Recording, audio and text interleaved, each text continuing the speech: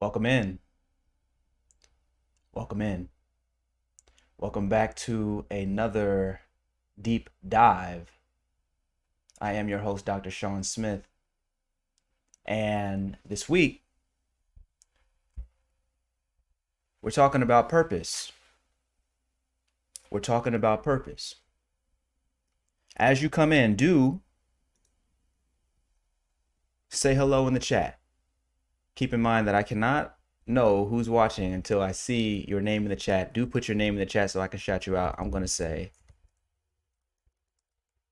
welcome in to everybody right now, right there in the chat. Today we're talking about purpose and really how to find it. Not just in macro life circumstances, but the sort of question that we can ask at any moment of the day in order to identify purpose.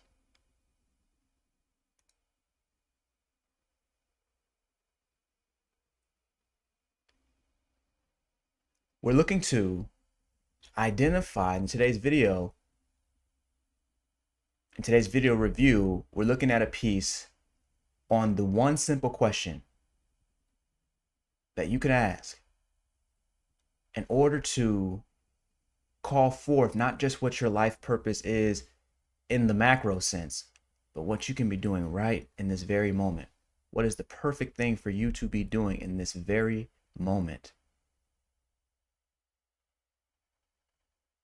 that would lead you ultimately to your higher purpose?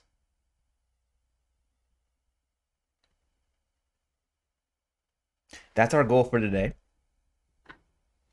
And so without further ado, I want to go ahead and jump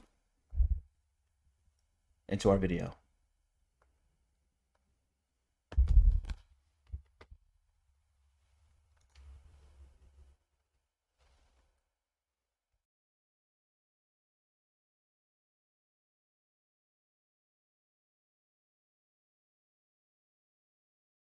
I need you to answer this question. I need you to answer this question. What is joyful, simple, and obvious for you right now? Now your answer must have all three. Don't make do with two. What you decide to do next can't just be joyful and simple. It also needs to be obvious. Won't work if it's just obvious. It also must be simple to do. This is the new spiritual logic. You are not to do what is based on shoulds or should nots anymore. That old way of doing things from checklists is done. Life is bigger for you now. Okay. So we've already started off the one question that leads to higher purpose. And this question was inspired by a deep reading of Sanaya Roman. If you've never read the work of Sanaya Roman and Oren, I would highly encourage it. One book in particular is called Living with Joy. And as I was reading it one day, there's a line in there that I was like, oh man, this could turn into a conscious transformation technology. We could turn one question into a question we can ask anytime we're looking to know what's the best use of our time right now. And that question is what I am doing, or is what I want to do, is what I'm looking to do, what I should do, is it joyful, simple, and obvious? It doesn't work if it's just one or two. It has to be all three. Is it joyful? Is it simple? Is it obvious? It's really one question. Is it joyful, simple, obvious? It's one question. But the question is so powerful. Because how many times have you been in a situation asking yourself, what should you do? Caught up between two separate options, two separate choices, and you end up saying to yourself, I'm just going to do the thing that makes more intellectual sense. The thing that would get me more X, more Y, more Z, but not the thing that actually, the question about purpose doesn't even enter into the formula. The idea of purpose doesn't even enter into the formula. Everybody who is listening is going to have a moment in their life when they ask, what should I do next? And it doesn't matter if that moment is, if that question comes up in regard to a career change, if it comes up in regard to a school change, if it comes up in regard to a relationship change, a relational change.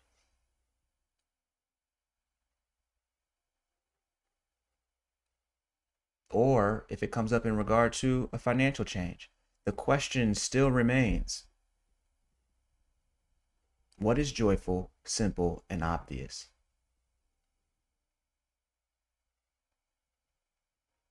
It's a short form way of saying what's the option that you would choose if you were directed and guided purely by love.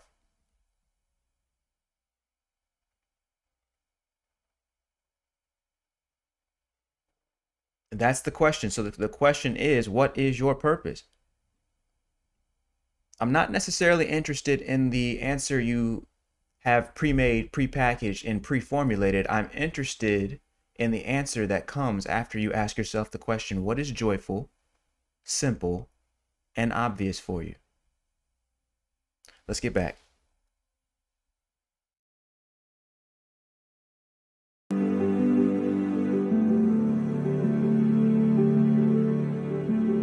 You can put away the work you did based on fear, based on just trying to keep the lights on, based on familiarity and the fear of the unknown. Put it away.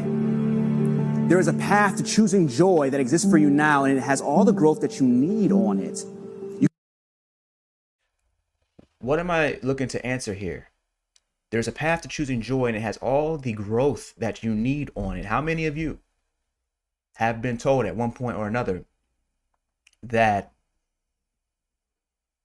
in order to grow, you need to struggle?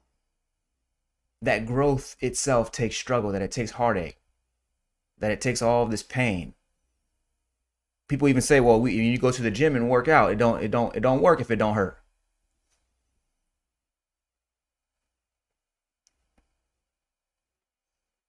But I wonder if that's not a limited perspective. I wonder if there's not another way to grow, perhaps an even higher way to grow, an even higher way to achieve purpose, that is beyond the perception of struggle.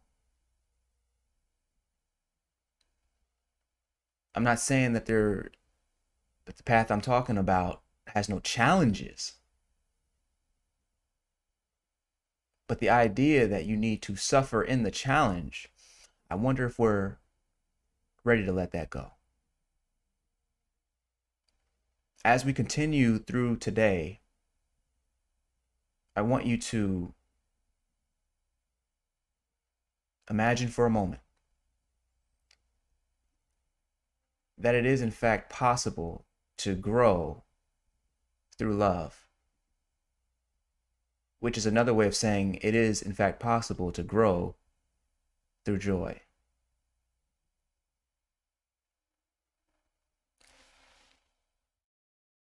You get the same growth with joy that you would have got on the path of struggle.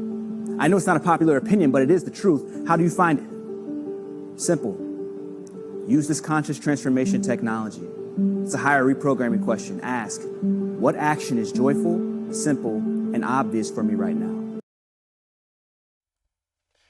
Keep in mind, what action is joyful, simple, obvious for me right now? It's one question. It's not three. It's one question, which means the answer must satisfy each one of the conditions within the question. Needs to be joyful, needs to be simple, needs to be obvious. whatever answer that is,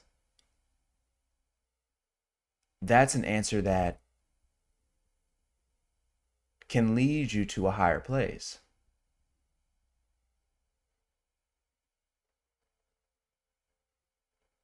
And we're going to get into reasons why that's the case in just a moment.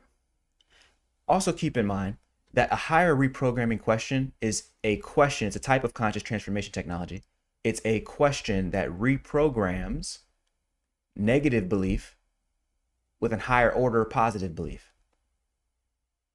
It gets you to move from asking the kind of questions that lead you into negative thoughts or limited thinking, and moves you into the kind of questions that lead to greater love, lead to higher purpose, and frankly, lead to a higher quality of thinking. That's what we're talking about today. So this question, it's one question. What is joyful, simple, obvious? It's one question toward higher purpose.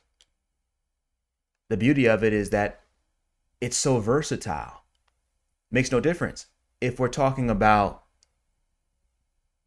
how should I plan my activities for the next 10 years or the next 10 seconds? Still, the inner compass, notice that we're being guided by an inner compass. The inner compass, which we might call love, which is coterminous with joy, the inner compass is set and it's pointing us in a particular direction.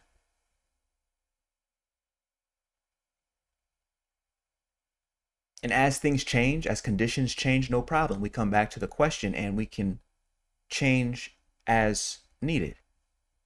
But we're changing in accordance with that which is joyful, that which is simple, and obvious.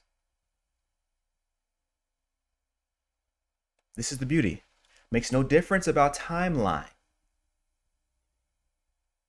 Why is that the case? Because joy, yes, love, but right now this video is talking about joy, stands outside of time. Comes from somewhere else. You don't necessarily know why you enjoy something. It's just an energy that you can feel in the heart space. It's an energy that you can feel. Your intellect will tell you that, no, what you need to do. Matter of fact, I got a story for you today. I'm working on a project and intellect comes through. I mean, I've been working on this project for, it's been in the work for at least 6 months. Just got done shooting some stuff this past weekend.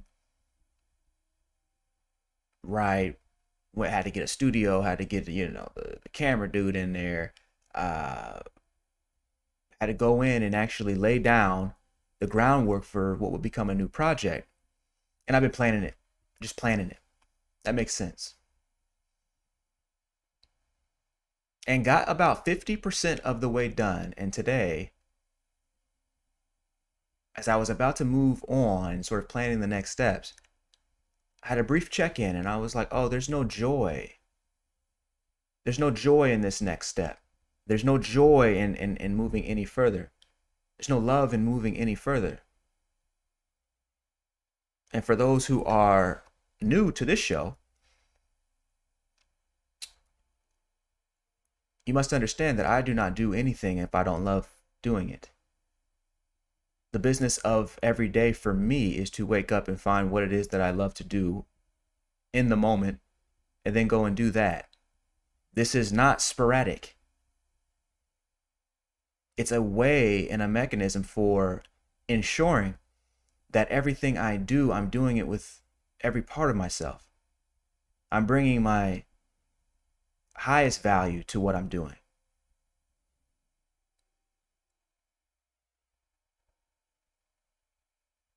As we'll learn in a moment, I come from an academic background and then after that, a sales background. And the thing about sales, number one rule is, for me, But for anybody, you cannot sell what you don't believe in.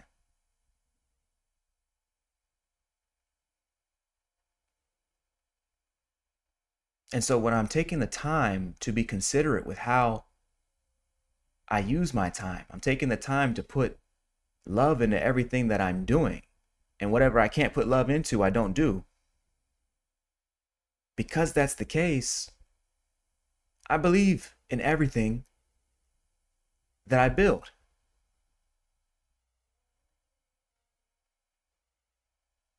And so if my mind changes tomorrow and joy suddenly reappears for the next step, I'll take the next step. If not, then I won't. It's very simple.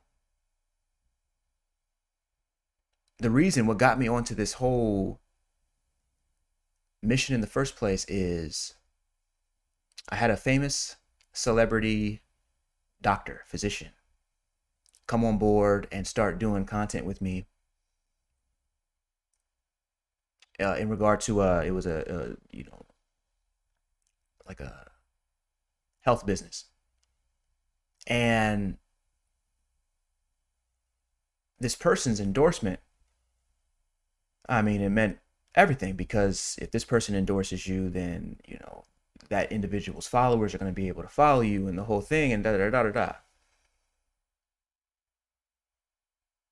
And when I realized that I just didn't have the heart, there was no love in what I was doing. I liked what I was doing, but I didn't love it. It was something that I couldn't use anymore. In other words, the project ran out of steam. It ran out of fuel because I didn't have the right alignment with the project internally. So the question is how many situations have you been in that are similar? That were similar? Not doing things based off of something that is joyful, simple, obvious means that you start a project and then you don't continue it, because you're going to finish everything that you love, but you won't necessarily finish everything that you should or have to.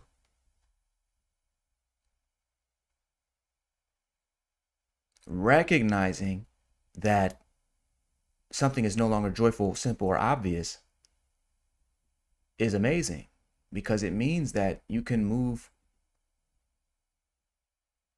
to those things that are joyful, simple, and obvious. Recognizing that something is not working for you is perfect, because you can move to those things that are, as long as you're not clinging to this idea of should or have to.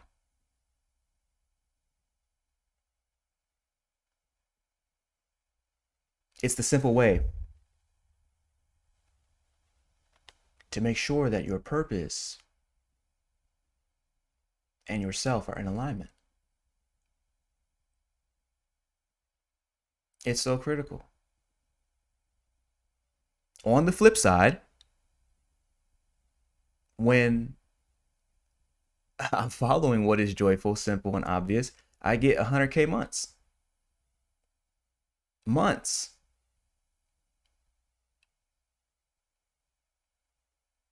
You could have projects. I've had projects where I've worked a year on and made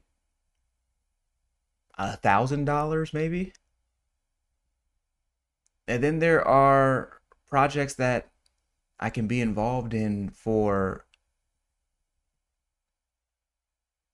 2 months, 3 months, and clear 70K. It's the love for me. It's the love for me.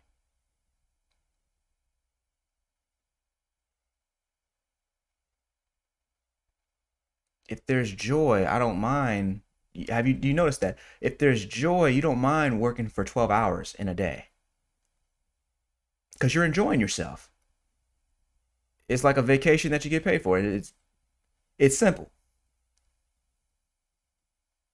But when you're doing things out of have to or should or struggle, an hour feels like all day. So what we want to begin to do is elevate our understanding and start moving into a reality where we're finding ourselves ensconced in joy, simplicity, and the obvious, what is clear for us.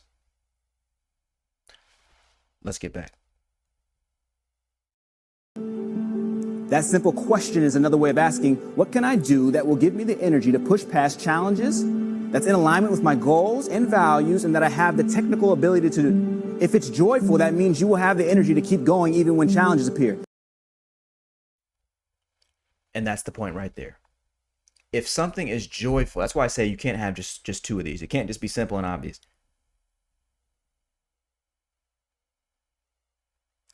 If something is joyful, that means you have the energy to push past challenges.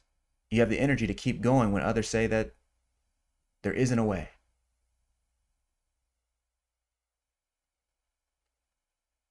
If something is joyful,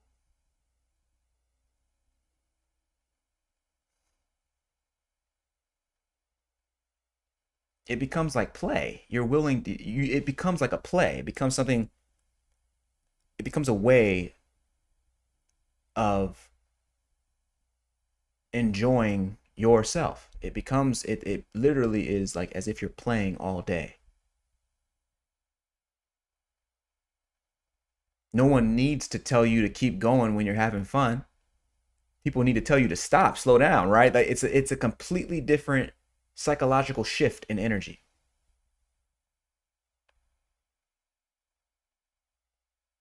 For people who've ever been successful in sales, one of the best things you can do if you're on the phone all day, cold calling people, is to have fun. Literally put yourself in the state of fun.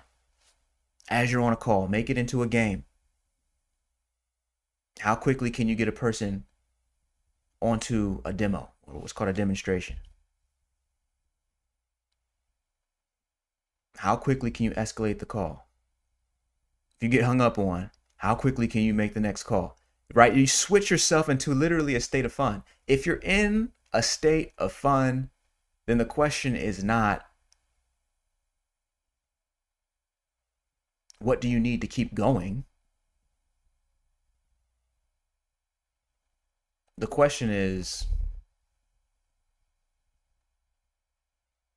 what would it take to make you stop? Completely different arrangement psychologically, a completely different psychological arrangement. You know this in your own personal life. Why not also bring it in to the question in pursuit of purpose?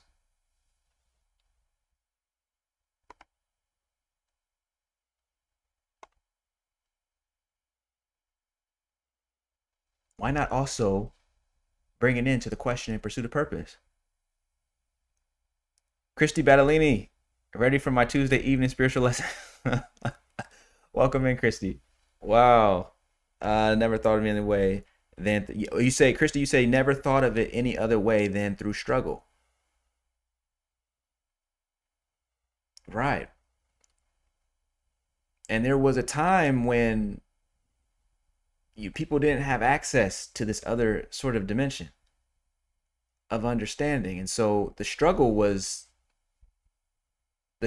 all that was real. You say the struggle was real, the struggle was all that was real. Because when I'm talking about that which is joyful, simple, and obvious, I'm talking about the way of love. When someone's talking about the way of struggle, they're talking about the way of will. What would I will to happen? People using their will, their discipline, their determination in order to force things to happen. And when things don't work out, they continue to force it through gritted teeth if they have to. Right? This is, I mean, if you've been raised in the last, 30 years by normal people, that's pretty much how everybody was raised. I should say many people.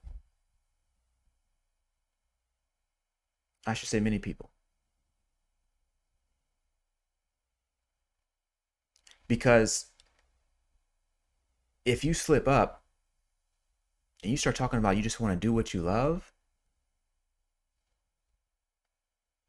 where in the school system was that class taught? Where in the school system was it taught that you should just do what you love and, oh yeah, here's how you find the way to do that?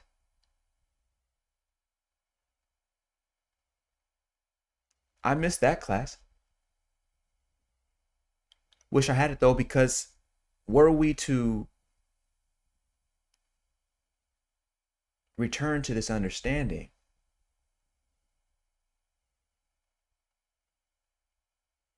so many of the shoulds and have tos and must do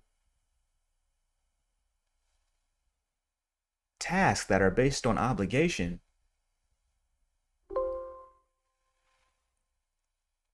we find other ways of doing those.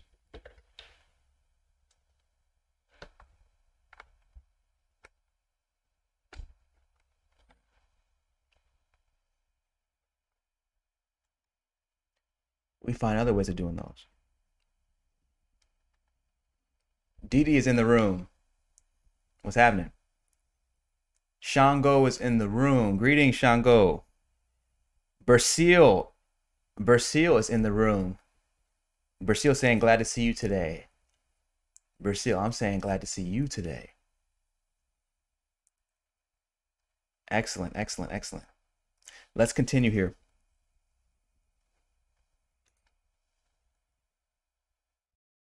If it's obvious, that means there's a need you can satisfy that's in alignment with your goals and values. If it's simple, that means you have the technical ability to accomplish the task. You already know how to do it.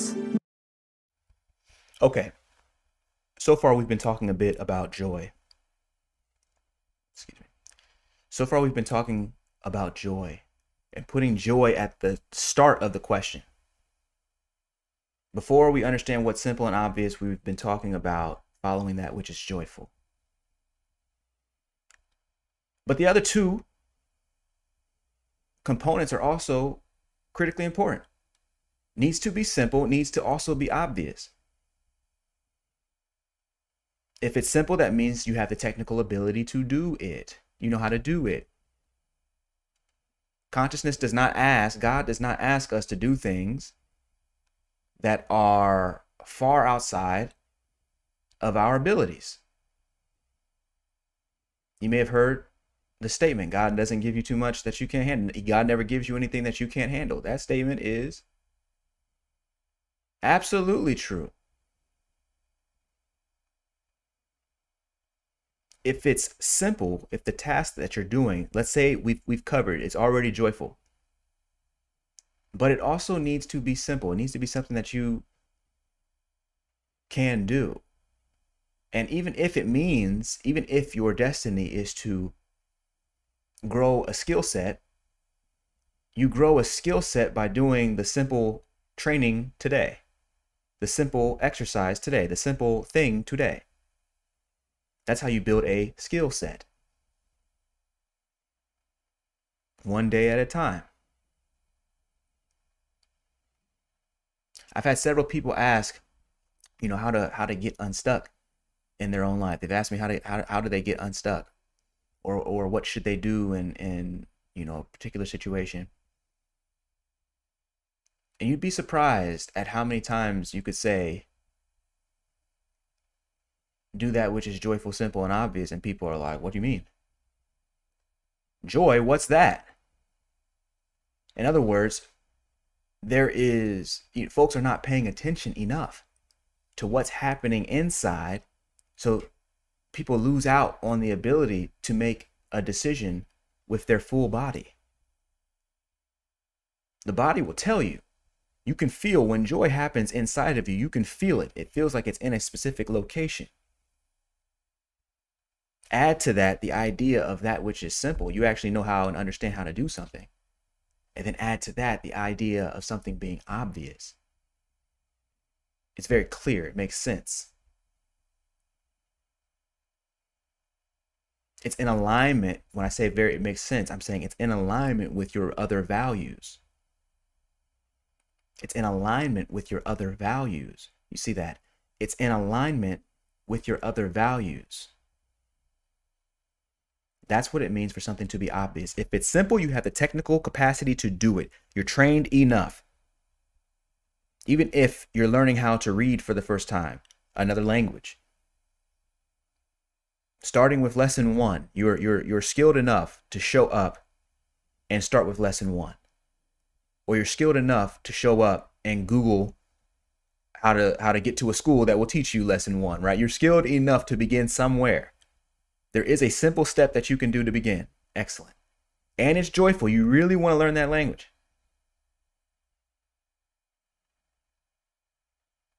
Now, is it obvious? Does learning this language help you to live a life where your values are fulfilled? And no, your values are not travel. Your values are not family. Your values are not a nice job. Those are things that help you to fulfill a value if you're clear. But values are always emotional experiences. Always. People love their families because they love the connection their family brings. Or maybe it's security their family brings. People love money because they love the freedom that money brings. Or maybe it's the security that money brings. But it's an emotional experience that people are ultimately after. And so when we're asking if something is obvious, we're asking really, does this thing help me to feel the way that I want to feel? Is it in alignment with the values I've clearly articulated for myself? Is it in alignment with connection? Is it in alignment with integrity? Is it in alignment with authenticity? Is it in alignment with love? Is it in alignment with purpose? Is it in alignment with freedom? Is it in alignment with inner peace? Is it in alignment with vitality?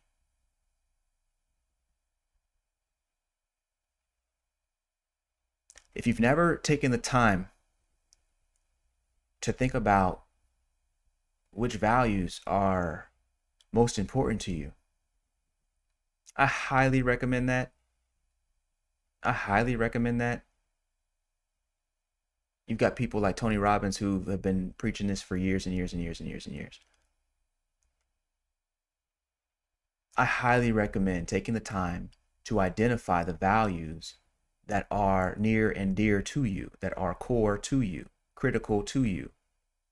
And I would also recommend that you put them in a hierarchy. There are certain values that go at the top.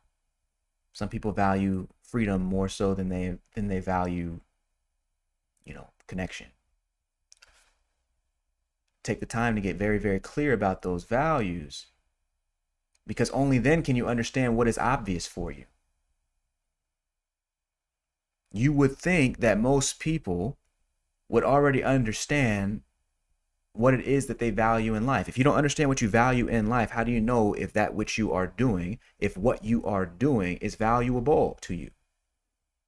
Right? If you don't know what your values are in life, how do you know whether or not your activity is valuable to you? Something is valuable to you insofar as it fulfills one of your values.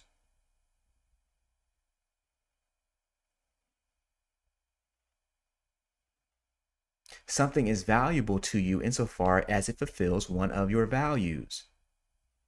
If you don't know what those values are, if you're basically shooting in the dark with it, then you'll never know whether or not your actions and activities are going to get you what you actually want, because you never took time to get clear about what you actually wanted.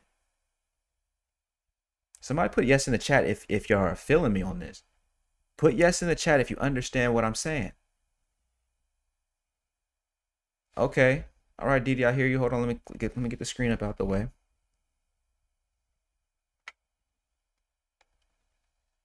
Dr. Kata Perone is in the room. Welcome in, Doc. Dr. Perone. She's saying salutations. Hope all is well. Okay, so Dee saying yes, like not feeling trapped from being in a 9 to 5 and learning how to be self-employed and feeling free to move in your purpose. Get out of my mind, right? Like that's exactly what we're talking about. That's exactly it. Like not feeling trapped. And for I don't know about y'all, but when I was working a 9 to 5, even in, as we'll get to in just a moment, even in the sales role, man,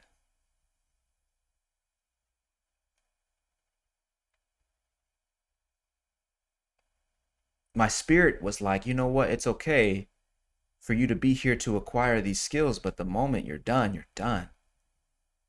The moment you determine that you're nice, you're done. Like, once you acquire the skill, there's no sticking around. It's not the security of a 9 to 5, which by the way ain't all that secure. The security of a 9 to 5 cannot beat the freedom of following love. Can't can't unless that 9 to 5 is in alignment with all of your values, in which case then that would be quite valuable. But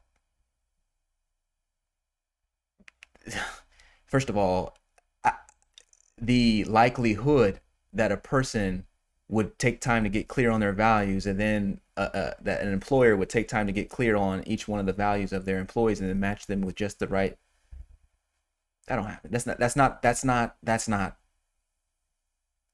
let me just say it like this, that hasn't been my experience. Yeah, somebody else might have that experience. You know what I'm saying? I don't necessarily have it, but I definitely did what you're saying. Anytime something is feeling like it's a trap, or you feel trapped inside of it, that's the time to say, is this thing helping me fulfill my values? Because that will help you determine whether or not it's valuable, if it's obvious whether you should stay or leave.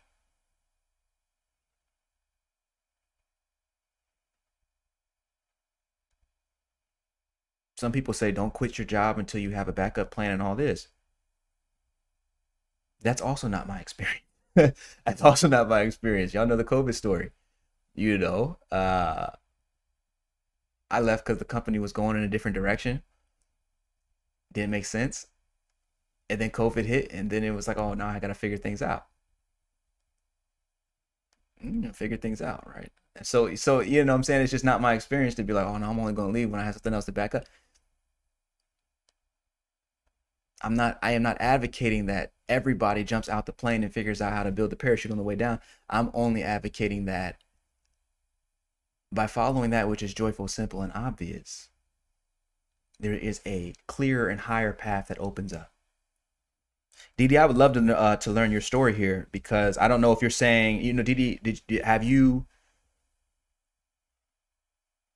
I love to know how you have navigated that situation, or are you in a situation where you were able to find your way to self-employment, to your own business, or are you is that an interest of yours, but there's still the 9 to 5, or are you a person who found a great 9 to 5 and so you don't have to worry about it? But I would love to know what the situation is, because it's so parallel. It's sounding like, if I'm reading this the right way. Okay, so Priscilla is saying a broken heart is a whole other story. What would you do when moving forward with a broken heart? How can the divine get through to us with operating? He's saying with operating with a broken heart. I think you're Priscilla. Are you also saying while operating with a broken heart? Charisse Bailey, bruh. Let me find out Charisse made it into the live. Charisse, are you from BG? Is that Charisse Bailey from BGSU? You need to let me know right now. No, Charisse, you need to let me know right now. Oh, what? Charisse, say I am her. Say I am her if that's you. Charisse, you said yes. I said say I am her. How do I know you're not a bot? Wow. I went to a school called Bowling Green State University. I am her. Right on. Okay, sure. That's funny. That's funny. Um, yeah, I don't share, this stuff with. You know what I'm saying? I'm not like going to my list of contacts and trying to get people onto the lodge or nothing like that. But so it's funny when folks I know came through. Sharice, how'd you hear about this? How'd you know that we was in here doing this? She says yes, 123 squad, 123 squad up. Hilarious. I think that was their apartment number. So this is like a whole college thing going on here. Felicity, say what's up to Sharice. She in the room. Hilarious. But Brazil, I have not forgotten that point. I know that we got the college folks in the room, and so I'm like, it's flooding back memories. There's so many stories I could tell you right now, but let's maybe stay on task. Because we're talking about that which is joyful, simple, and obvious, and we're talking about purpose. And so, Brazil, let me read this question one more time because I think it's critical. A broken heart is a whole other story.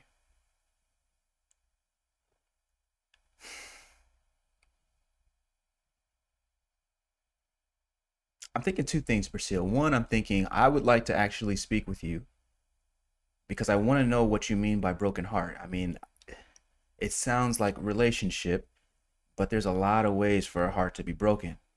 And so when we talk about how does the divine get us through with operating with a broken heart, we want to be very specific, Brazil, because a broken heart is a metaphor. It is a metaphor. It is not the truth of the situation. And the truth of the situation, or the truth of the situation is perhaps that you have a perception that someone has hurt you in a way, or maybe you lost somebody. And maybe it was your fault or their fault. But the divine reality of the situation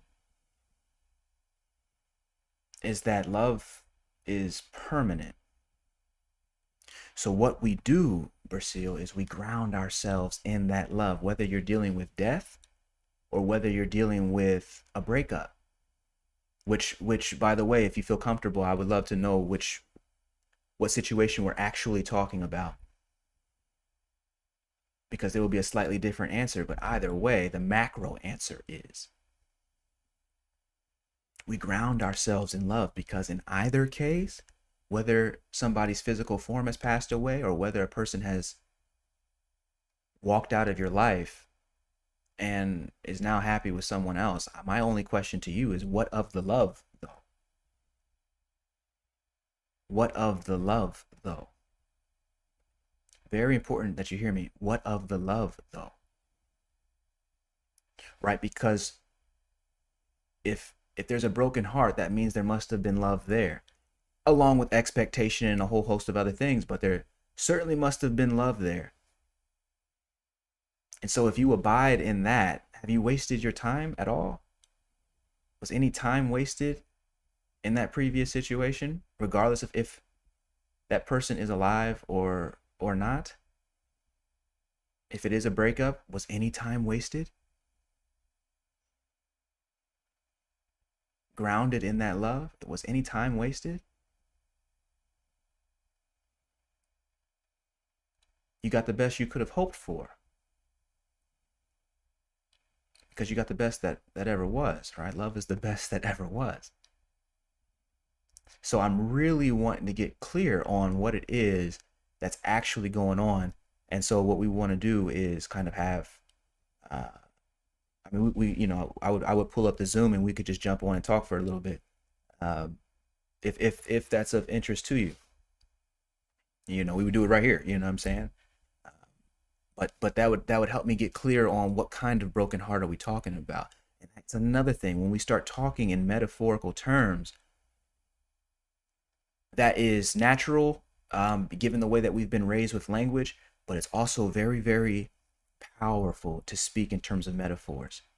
I'm telling you this, I have consulted with $10 million companies. As a consultant, they brought me in, and all I did was work with their understanding of metaphor. We went through an entire rebrand, showed them an entire new way to rethink their company. Y'all know, maybe if you don't know, I work in the blockchain space. So this company was a decentralized finance company, right? or project. And the entire deal was to be able to help them see new possibilities just by tinkering with their metaphors. And so when you say broken heart is a metaphor, which tells me that you're thinking of yourself as if you're not already whole.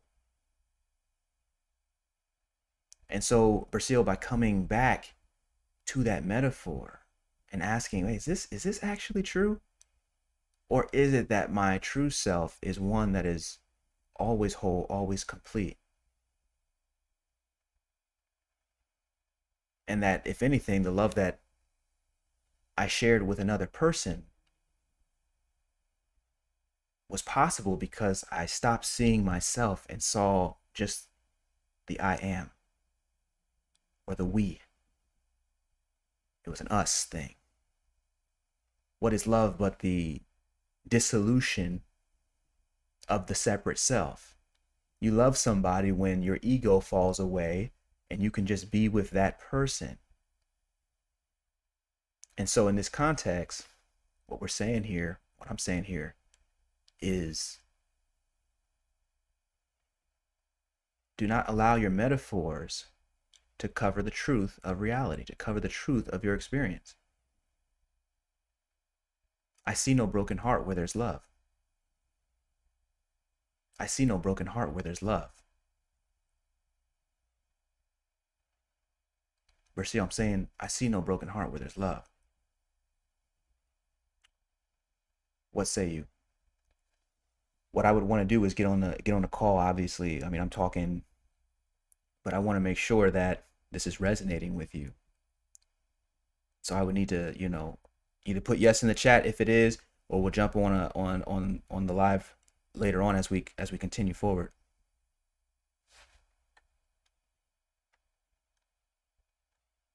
Brazil saying I understand. Excellent.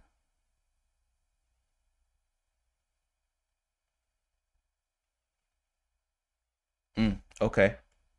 All right, Felicity just jumped. Janae Ruffin, Nicholas. How do y'all find out about this? Okay, so now you got like some of my good friends like in the room with us. You know what I'm saying? Like, I don't even know, how did y'all even find out about this, bruh?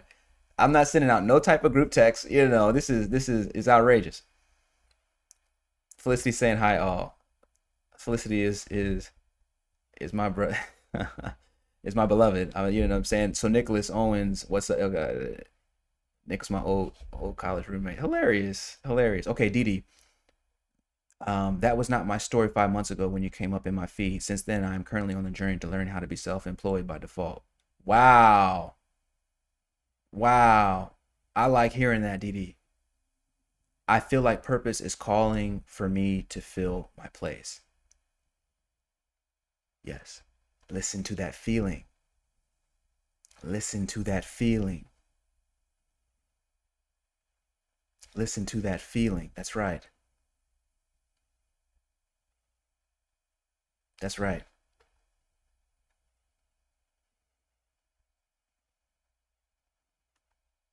Dr. Perone is saying everything is a life learn lesson, good and bad. Yes. Nicholas Owens is saying I'm all knowing. Christy's saying the reunion's going down. Indeed. It's catching me by surprise. I'm like, oh man, like, you know what I'm saying? The homies are in the room for real. That's hilarious. Okay, all right, let's get back. When you can answer this one question, you will be flowing in the stream of higher purpose, your life's path. What you are meant to do, higher purpose may at first look selfish. It may look like something that's not going to help people at all. But pursue higher purpose with enough love, and it will help everyone who bears witness, and even those that don't. Use this question to make every life decision. I remember when I was finishing my... Okay, so just so we're clear, we're now asking the question, is it joyful? Is it simple? Is it obvious? One question though, is it joyful, simple, and obvious? And the idea here is that by asking this question and finding that which satisfies all three conditions, we are moving into a situation or we're now in alignment with higher purpose. Now in alignment with higher purpose. And just like Dee Dee is saying, I had those exact same feelings. I mean, Christy says she was in Chicago, and when you said that, Christy, last week, like, I had a visceral reaction because, as a matter of fact, the people who were in the room, Nick and Janae, they actually came to visit me in Chicago, and I was down bad, until I started having listening to that voice inside that's saying, I think it's time for you to do and go beyond should and have to. It's a small voice at that time. I lived in Chicago 2013 to 15, right? So a small voice. But over time, it started getting louder and louder. Perhaps I started listening more and more to it. Different.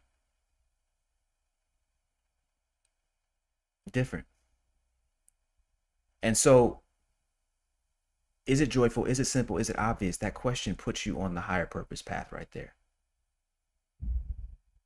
And notice that the question is not always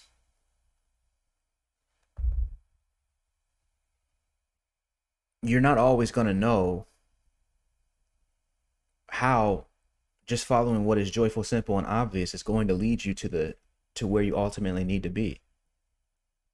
It's not always going to be obvious that just by doing what is joyful, simple, and obvious, you're going to somehow arrive. I wish it was that simple. I just told you that earlier today, I decided that I will not continue forward with a project until I can sense that it's joyful, simple, and obvious to complete. My intellect definitely wants me to continue this project. I've defined myself as a finisher, as a person who starts something and I finish it, regardless of what ever happens. And that's all great and good until that determination becomes a trap by another name. Until you become a slave to your own ambition. And if you've never been there before, you realize that all the things that you were working for, you were only working for because of some code of honor, some promise that you made to yourself rather than what you actually want. It's why people can build up all these businesses, they can build up assets, they can build up all kinds of wealth and still feel unfulfilled because they got really good at doing the thing that gets them what they made a promise to get, but not at doing the thing that gets them what they love or even what they want. And so, yes, you will see people who seemingly had it all decide to take their own lives. You don't want to be in that situation either. And that's the trap, particularly for people who are brand new entrepreneurs, is that will, that determination that gets you to leave the 9 to 5 itself can become a trap. If it falls out of alignment with love, this is the deal. This is the deal. Somebody put yes in the chat if that's making sense. Because I need to make sure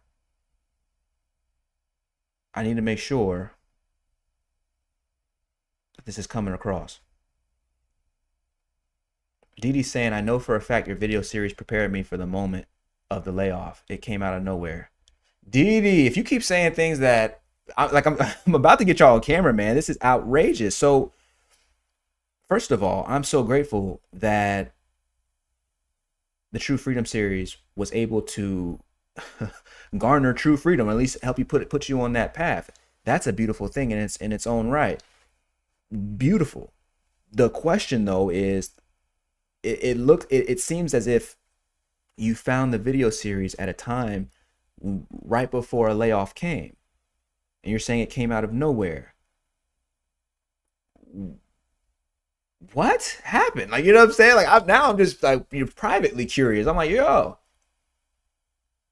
y'all need to jump on camera with me. We finally got the Zoom. We worked today to get the Zoom, ready so that we could do that, and that would make sense.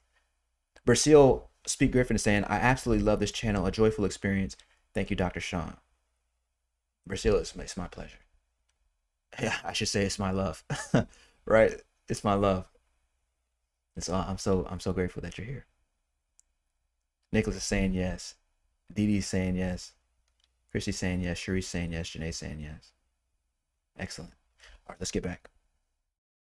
My PhD, I saw that the university wasn't really a fit for me anymore. Wouldn't allow me, I was finishing my PhD, I saw that the university wasn't really a fit for me anymore. Wouldn't allow me to teach the way I wanted. I was creating studies that nobody was reading. I wanted more. But That's huge. Okay, so in this part of the video, we've just come from talking about what is joyful, simple, obvious, leading you on your path to higher purpose. And I'm just recounting for you in the video how during grad school, and remember, I mean, you're in, I went to the university for 10 years and then taught for 2 years. Shout out to Chicago, to Malcolm X College and Harold Washington College. I taught there for, at those schools for a couple years, then I went on to teach at Ohio University, then University of Texas Austin. Anyway, the point is, grad school, this stuff, it took 10 years, right? You're doing 4 years as an undergrad, 2 years as a master's student, and then another 4 years as a PhD student. And fortunately for me, I love to read, right? So, it was joyful while I was in it. But as I was coming toward the end, I was like, yo, so I've conducted international studies in Africa. I've done studies, published studies on the, inner city in Chicago.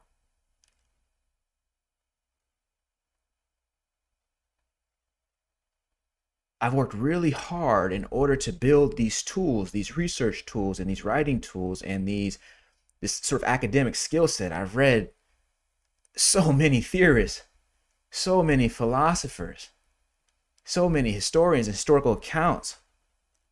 In the library for years. In the library for years.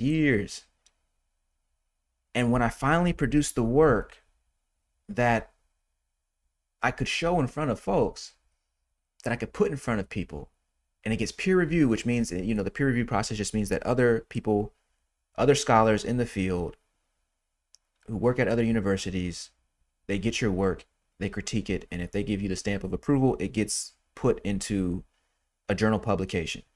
So, when Einstein publishes his theories of relativity, general relativity and special relativity, right? Those had to be peer reviewed and put into a journal publication, and that ultimately made him famous in the academic circle, which then bled out into the larger society. So it's like a big deal in the academy, but then you realize there's like 4 people reading what you're doing. And I was like, what good was anything that I was doing inside of the university if I can't share it with anyone? If I can never make it legible, if I can never take it and turn it into something that somebody else can use. What good was all of that time? If you wanted to go read those articles right now, you'd probably have to pay, I don't know, $700 in order to get access to the journals themselves, unless you have, a university affiliation or something like that. Like, it's ridiculous. Oh, Dee say, okay, my hair is not done today, Dr. Shawn, but I look forward to Zoom any other time. Okay, well then next week, Dee, because she says my hair is not done. That's all right. That's all right. It was a bit of a shock. I didn't know we were gonna get everything kind of hooked up today, so I look forward to chatting when we do get a chance. So as we're talking and as I'm going through this doctoral experience, what I'm saying right now is exactly how I felt.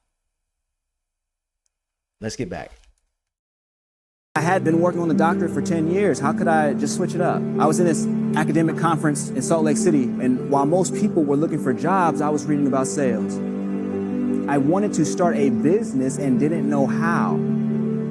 All of my training had been academic. I knew teaching, knew research, but business systems, I had little experience. Trying to figure out just how to make the right decision, my grad school buddy said to me, it's not about making the right decision. It's about making the decision right. Probably some of the most important advice I ever had. We were in Salt Lake City. We're at a conference. You know, we're all presenting. Conferences are just places where people come and present their research. That's what an academic conference is. It's also a place where people go to look for jobs. If you're, you know, nearing your final year of your PhD, generally speaking, they say that you're on the job circuit. So that's the time when people are going and vetting other universities, trying to get attention from other scholars that they would want to work with, so that those people would include them in an interview process for jobs at universities. Okay. And so as we're moving through this, as I'm in Salt Lake City, I'm doing the presentations, I'm doing all the little things, and I remember having Grant Cardone. If you know anything about Grant Cardone,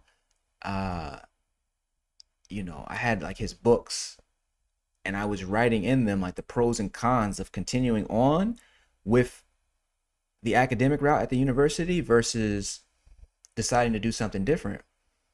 And you know, as I'm making this list, my buddy was just like, look, dude, like, I think you're thinking about this over and over again. It's not about making the right decision. It's about making the decision the right way. And the reason that's so profound is because there are myriad decisions that we have to make in a given day.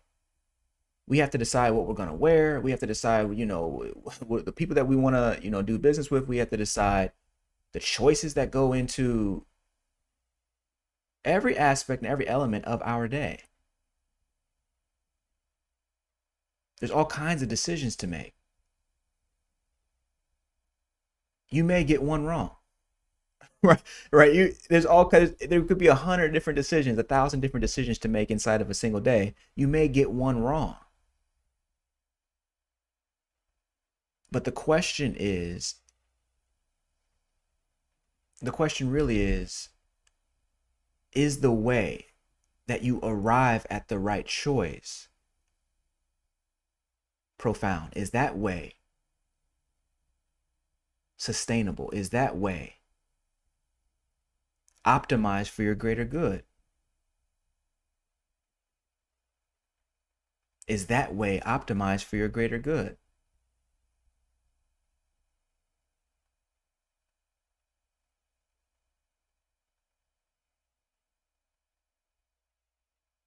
Because you can afford to make one bad decision, even if it's a big bad decision.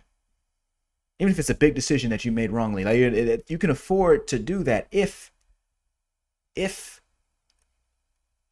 the principles upon which you make those decisions are in order, are based on a higher standard, are in alignment with higher purpose, are in alignment with what you may call God's will,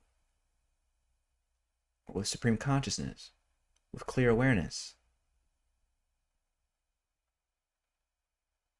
They're in alignment with your values.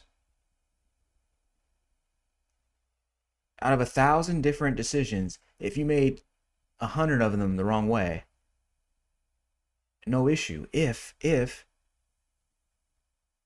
foundation upon which you make your decisions, your heuristics, what's a heuristic?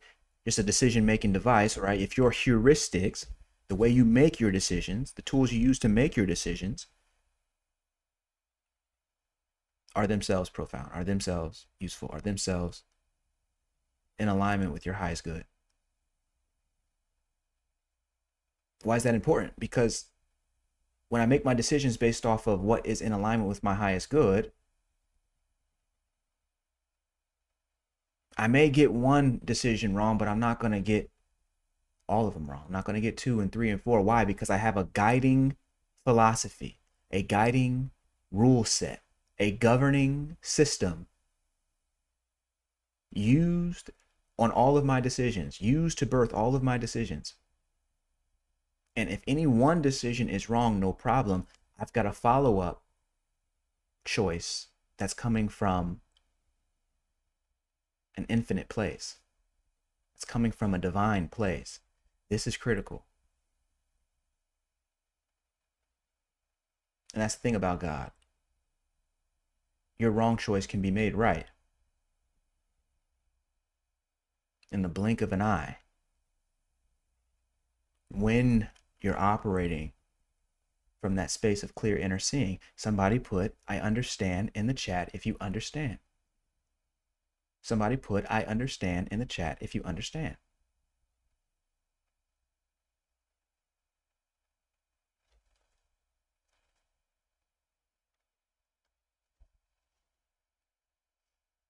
Let's get back. He was talking about making the decision based on higher purpose, not comfort. I went into sales. Yeah, there was a joy in learning the skills to build a business and getting paid to do it. It was simple. Took a sales gig, and it was obvious that business experience would be required before I would venture out on my own. I eventually set sales records at that company. Left, started a private investment firm, and I've been running for years. Set sales records.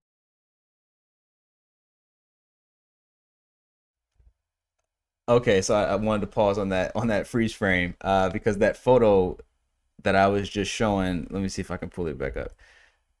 You won't be hilarious. That photo was from like, you know, the sales dude of the month type of thing. And once my face went on the wall, they used to have like a whole wall. It's all about creating a spirit of competition in a lot of these sales organizations. And so, you know, if somebody's face is on the wall, if you get a deal, they're putting people's faces on computers, so, you know, like the TVs that are in the office, and they broadcast those across 3 states because the company, you know, was 3 locations: Colorado, New York, and Austin, Texas, which is where I was. And the whole thing is about a spirit of competition. All right, if you see somebody else who's getting deals, then you know what's possible for you, and so that makes people want to work harder. This is the idea. This is the sort of guiding philosophy of the sales floor. And so, as we're getting into, Sharice is saying, truly understand. Excellent. Dr. Perron saying, I'm in Colorado. Excellent. Are you in Denver? Denver's the only place I've ever been in Colorado, I think. Maybe Boulder. Oh, I think I went to Boulder once too, Denver and Boulder. Yeah. But the idea here is going into sales was counterintuitive. If you know anything about academics, particularly academics in the social sciences, there's a lot of study of Karl Marx. And so there's a lot of study of the idea that capitalism is wrong and bad and all these different things. And the issue with it is that the thing I always found so bizarre is that people would talk all this, they would have all these critiques for capitalism, but then, like I just told you, once those academic conferences come around, people start, you know, running around for the jobs. They start doing all kinds of things. They'll step on the next dude in order to get a job at a university that they always wanted to be at. You know what I'm saying? But then come heavy with the critique of capitalism. I'm like, yes, but your behavior, if you say capitalism is a problem, no problem. I have no issue with that. But your behavior better not match the set of behaviors that would endorse capitalism.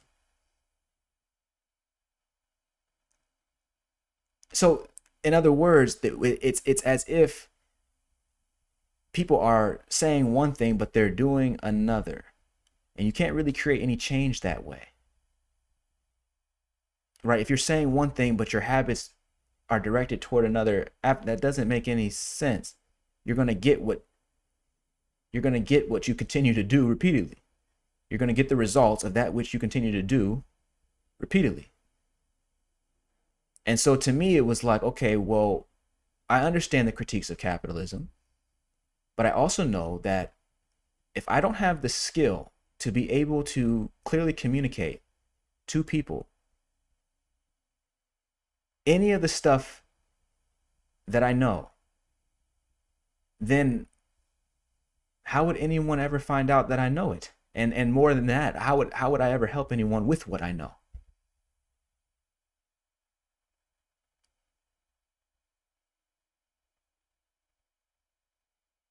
Is it possible that there are tools that we can use even within a system like capitalism in order to serve at a higher level? Is it possible that there is a way when others say there isn't a way? Is it possible that there is a way when others say that there isn't a way? Yes. Was my thesis. Yes. And so I went into sales, ended up, becoming one of the top dudes. And so once my face, that corny picture that you just saw, once that went up on the wall, it did not come down for my tenure. And I could say so much about that experience because it's a completely night and day shift from the academic who's in a library for hours and hours a day to somebody who is talking at a fast clip on the phone all the time and meeting. You're talking with. I mean, it's almost like this introvert extrovert thing. You're flipping back and forth. You're toggling, but it was joyful to have something that I knew was going to help me serve my purpose. At that point, I did not know what the purpose was.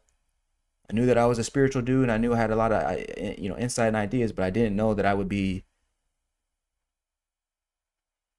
living. I would be so committed to living a life that I love that love itself would become my daily obligation. And it's no, love is not an obligation, but would become my daily work.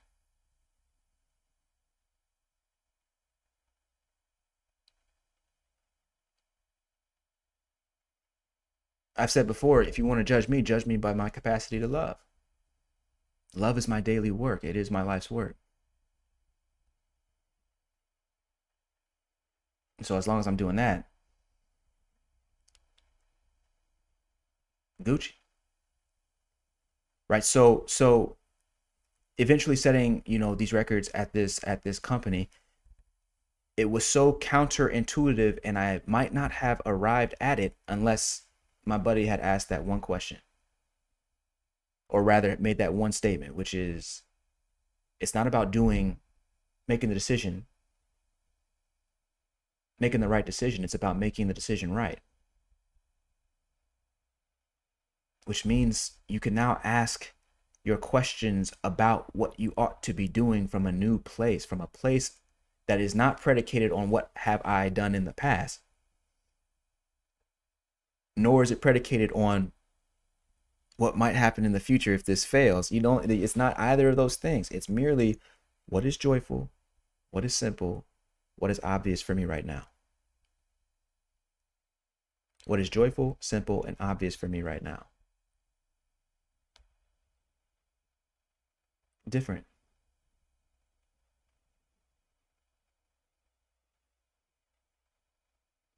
Different. Okay, Dr. Pearl is saying in Denver. Excellent, excellent. Denver's a cool spot. She said, I love what I do. Amen. Records at that company. Left, started a private investment firm, and I've been running for years.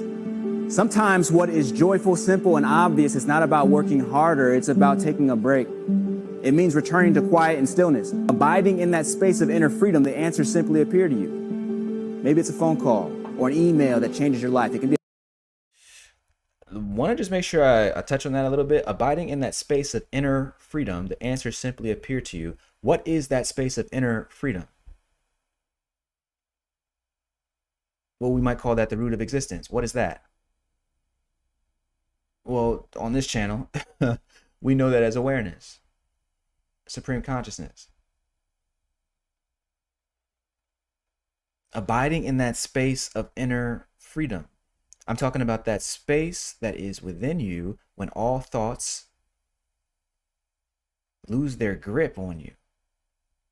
There's no longer a sense of what might happen in the future or what has happened in the past. We're talking about that space of presence. Notice I'm not saying that you need to lose all of your thoughts. No way. I'm saying, can you let go enough such that your thoughts pass like clouds through the sky? That's a different vibe entirely. That inner space of freedom where even your emotions can be let go of. Where your emotions are merely sensations in the body that also come and go. That space of inner freedom, that space, in that original space, which is the space of the great I am, in that original space, the answers simply come to you.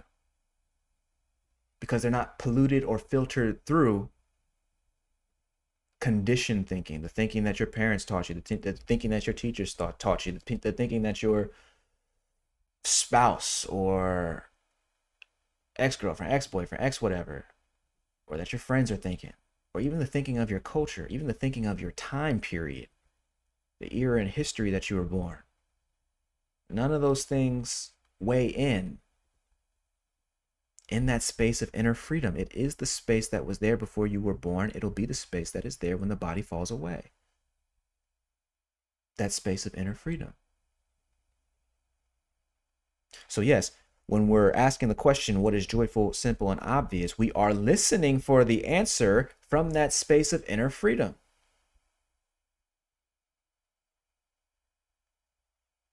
Now we're finding, where does the answer come from? It's coming from that space of inner freedom.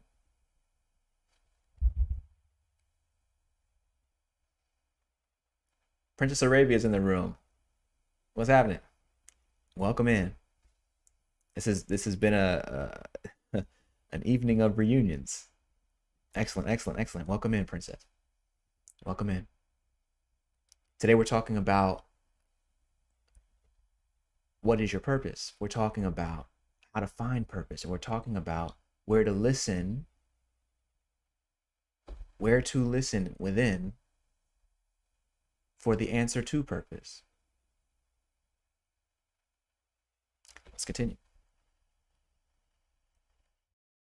Be a commercial, a slight way somebody looks at you that inspires you to take new action. Maybe you feel like taking a nap. If it's joyful, simple, and obvious, then you should.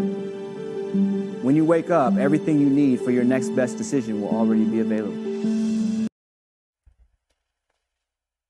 That's critical.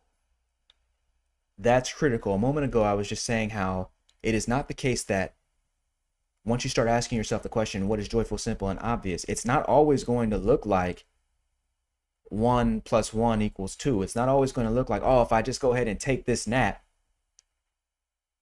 then my higher purpose will reveal itself. It's not always going to look like that. But take the nap, and when you wake up, the next decision that is for your highest good will be available. It's like that. It's like that. It is this trust that doing that which you love. What I'm saying is joyful, simple, and obvious. It's just a simple way, or a three-pronged way to get at what it is that you love. Asking that question, and then asking it again, and then asking it again, and asking it again in regard to your decisions helps you stay on track. You'll know you're there when everything that you're doing feels joyful. What better use of a day is there Is Shango still in the room? Shango, I really want to hear from you. What better use of a day is there? What better use of a day is there?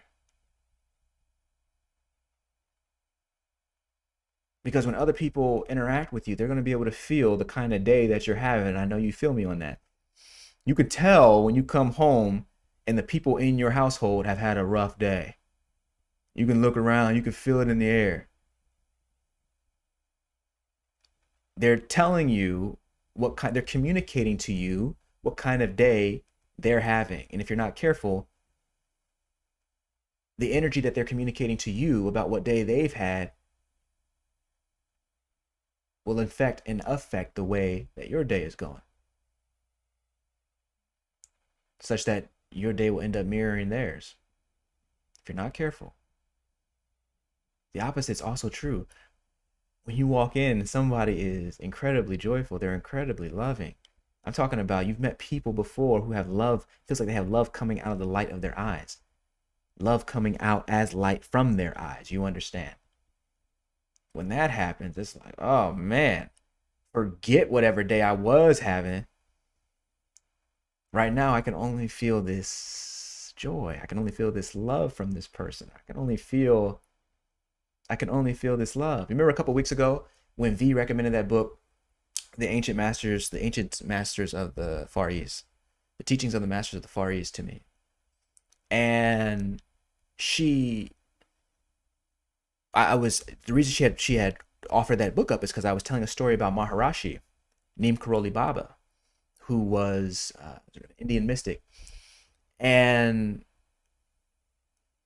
whose students basically said that when they were in his presence, their very capacity for love increased exponentially.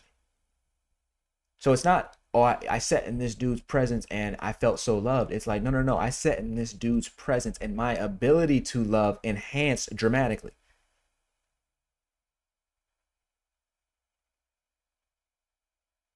I tell that story one more time I give that example one more time just to say that when you're carrying this new higher energy, other people can feel it. And it's infectious to be around. That's the beauty. Okay, Shango is in the room. Okay, absolutely. The energy spreads and passes through anyone around. Absolutely. It's infectious. Nick is saying it's infectious. Yes. Princess Arabia. How to tell the difference between something you love doing and something you do well. V is saying that's right. V, what? Where have you been, V? V is saying that's right. They remind you of your capacity to be loved. Yes. They remind you of your capacity to be loved. They remind you of who you are. And the issue is that we often step out of who we are to fit an identity that somebody else has laid down for us. And there's a new day. There is a new day, a new calling, a new way to move that is different, that is distinct, and that is of a higher order. That is of a higher order of being.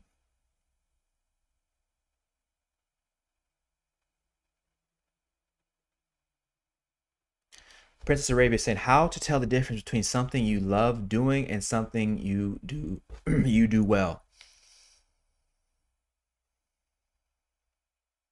Does somebody have an answer for her? Somebody have an answer for Princess Arabia? I'd love to hear what y'all think. And Shango says at Princess Arabia, you answered your own question. Princess, what do you think? That is, I can see what Shango is saying. He's saying you answered your own question. In the very question, what's the difference between something you love doing and something you do well? Princess, I think your subconscious is poking through and it's saying that you said something you love doing, which means that love would have to be the key distinction.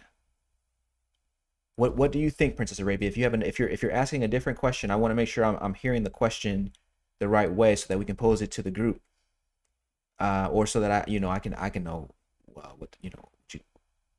what you're saying. High Tech Troy is saying energy is contagious. Welcome in, High Tech Troy. Welcome in.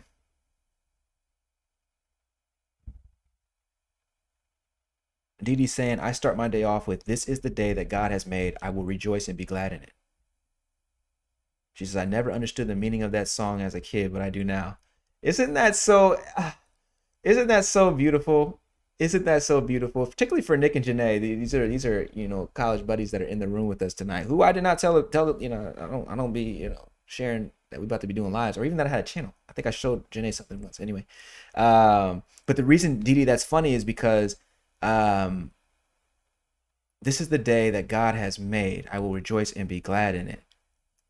All of us sang in a gospel choir. Nick, Janae, myself, Felicity as well. It's actually how many of us end up finding the people we would spend our lives with. Um, and I think was that a song? I know you said that song, Dee Dee. That song it's just so funny because that is such a gospel based lyric that you start your day off with in terms of an ask for affirmation. I think that's so powerful.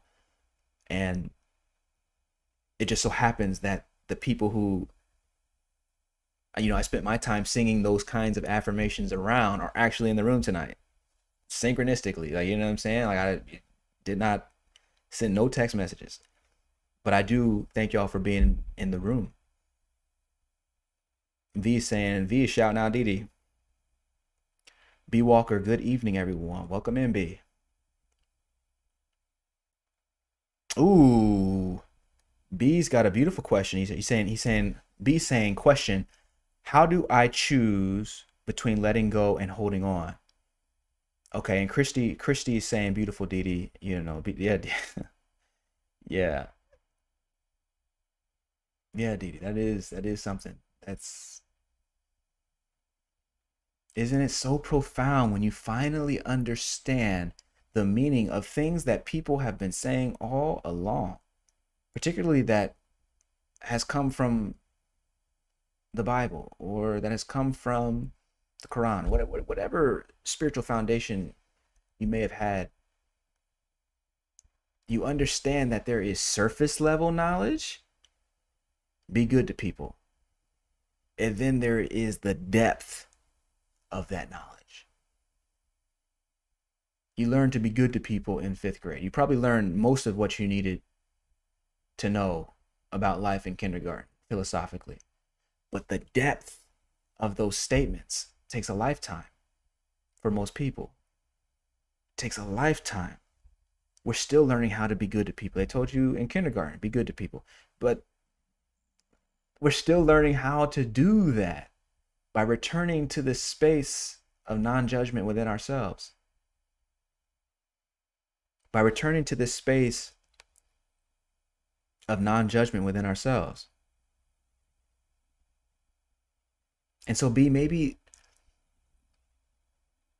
B Walker's asking this question, how do I choose between letting go and holding on? And I was just mentioning that based off of Dee Dee's assessment here, there is an understanding that there is surface level information, and then there's getting to the depth. Particularly in an experience where we're saying, be good to people at 5 years old, but it takes you until you're 55 to truly learn how, to truly return to that space of inner seeing, that place of inner freedom.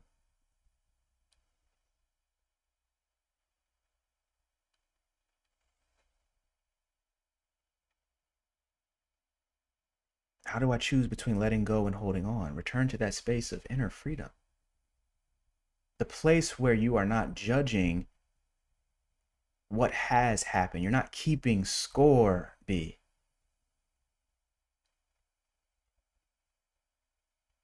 Nor are you projecting about the future, positive or negative.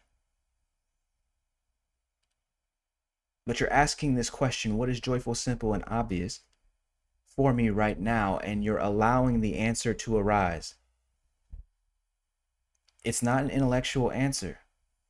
It's asking the question, then going inward to that space of inner freedom. that non-conditioned mind,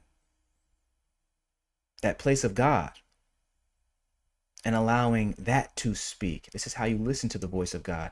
You're allowing that to speak. What is joyful, simple, and obvious? B saying, I've been married 12 years this year and I'm unhappy. Not with him. So she's saying she's qualifying, or they're qualifying. Not with him, but myself mostly. So I've been married 12 years this year and I'm unhappy. Not with him, but myself mostly. B, this is a question that I would certainly want to find out more about. But the net of it,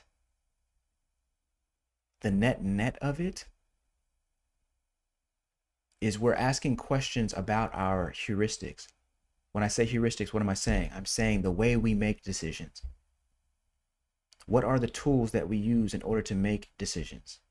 We're asking questions about how we arrive at our decisions. Do you arrive at your decision by saying and holding yourself in contempt?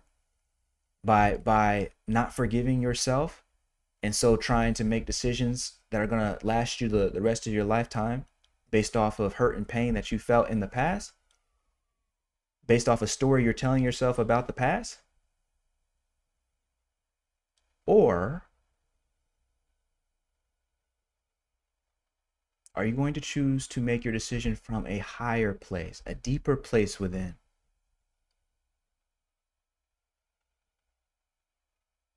What is joyful, simple, obvious? Do not answer with your intellect.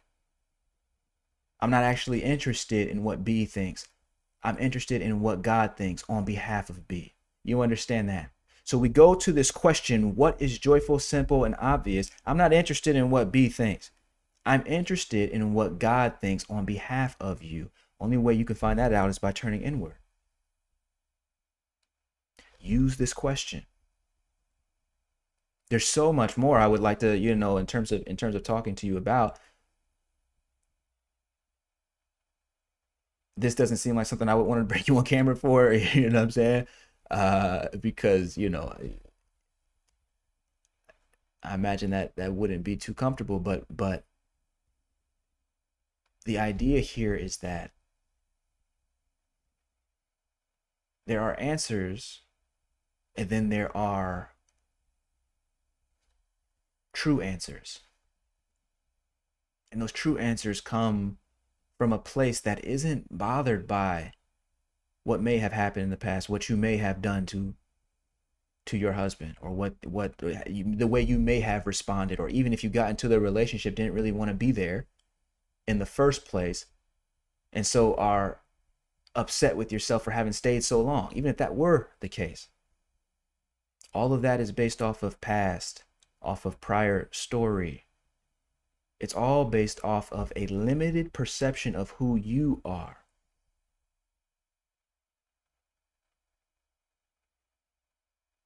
But I know you as something much bigger.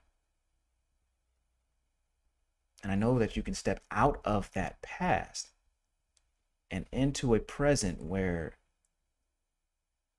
your right decision, your highest decision, is available. B, if you do nothing else, put yes in the chat if you understand what I've said.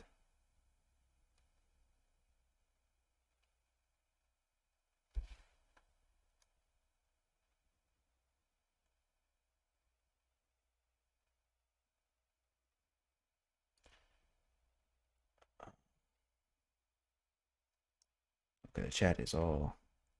Brazil was just saying something. Okay, Brazil is saying, do you have children? I'm trying to wean my daughter from the mind of society and getting her to understand her spiritual truth. She's 6. Now that's beautiful. That's beautiful. I think we got Shango energy up in here. In more ways than one, but we got Shango energy up in here because Shango, that I made him father of the month for March, because he's always talking about putting his children into setting a spiritual precedent for his children. This is so critical. It's so powerful. It's so powerful. High Tech Troy saying we are divinely connected. We are divinely connected. When it's time to let go, God and the universe will do the separation, whether we like it or not.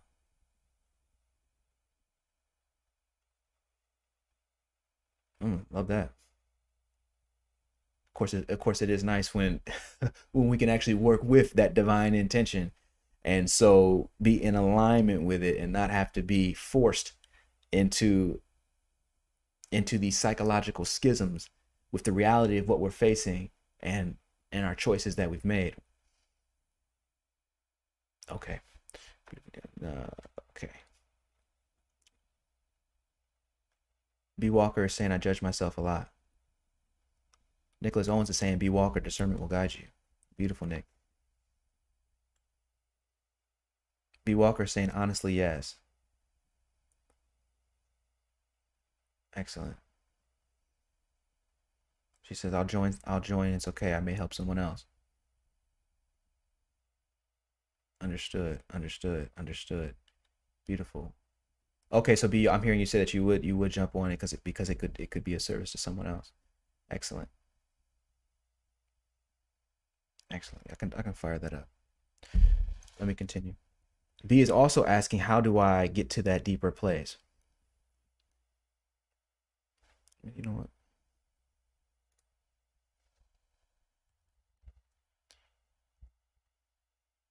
Let's see if I can't. I'm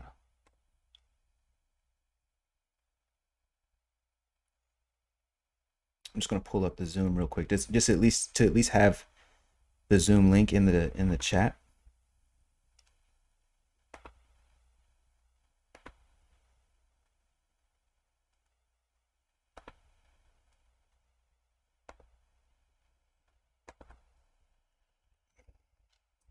Okay, y'all. So I just put V is saying sitting in silence will do it. Excellent. Oh shit. I'll just put that in there. Alright. I just put the Zoom link in the chat. And so if that is something that you would like to be a part of, go ahead and click on that Zoom link that's in the chat. And in a moment, we'll go ahead and get people fired up and fired in.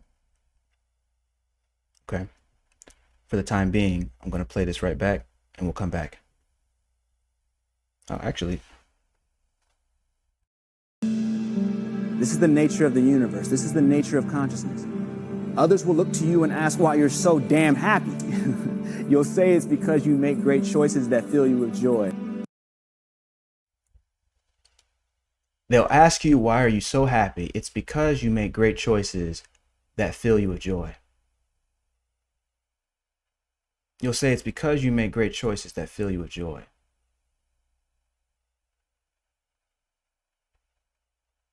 If y'all are digging this, somebody leave a like, share, subscribe, all the things, so we can tell more people that we in here.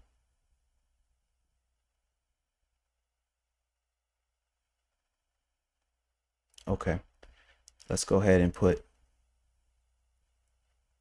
I think we've got somebody in the room here. Let's see what's going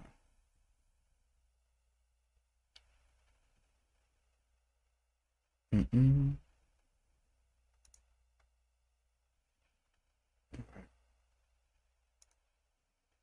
Okay, so I just saw somebody was, am I in the right, where am I at?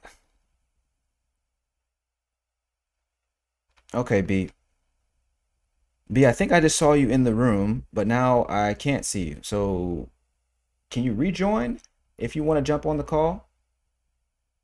If not, that's completely okay. But yeah, I don't see it anymore. I think that joint still works. First time doing Zoom on live, so you can expect it takes just a little bit of growing into. Okay. All right, here we go. Okay, so B is on. Hold on. Let me get everybody set in. I'm gonna start the virtual camera. Let's click that off. All right. Oh shoot. Okay, hold on. Let's see. So, uh, okay. So in the chat, let me know if y'all can see because this is partially us working together. In the chat, let me know if y'all can see us.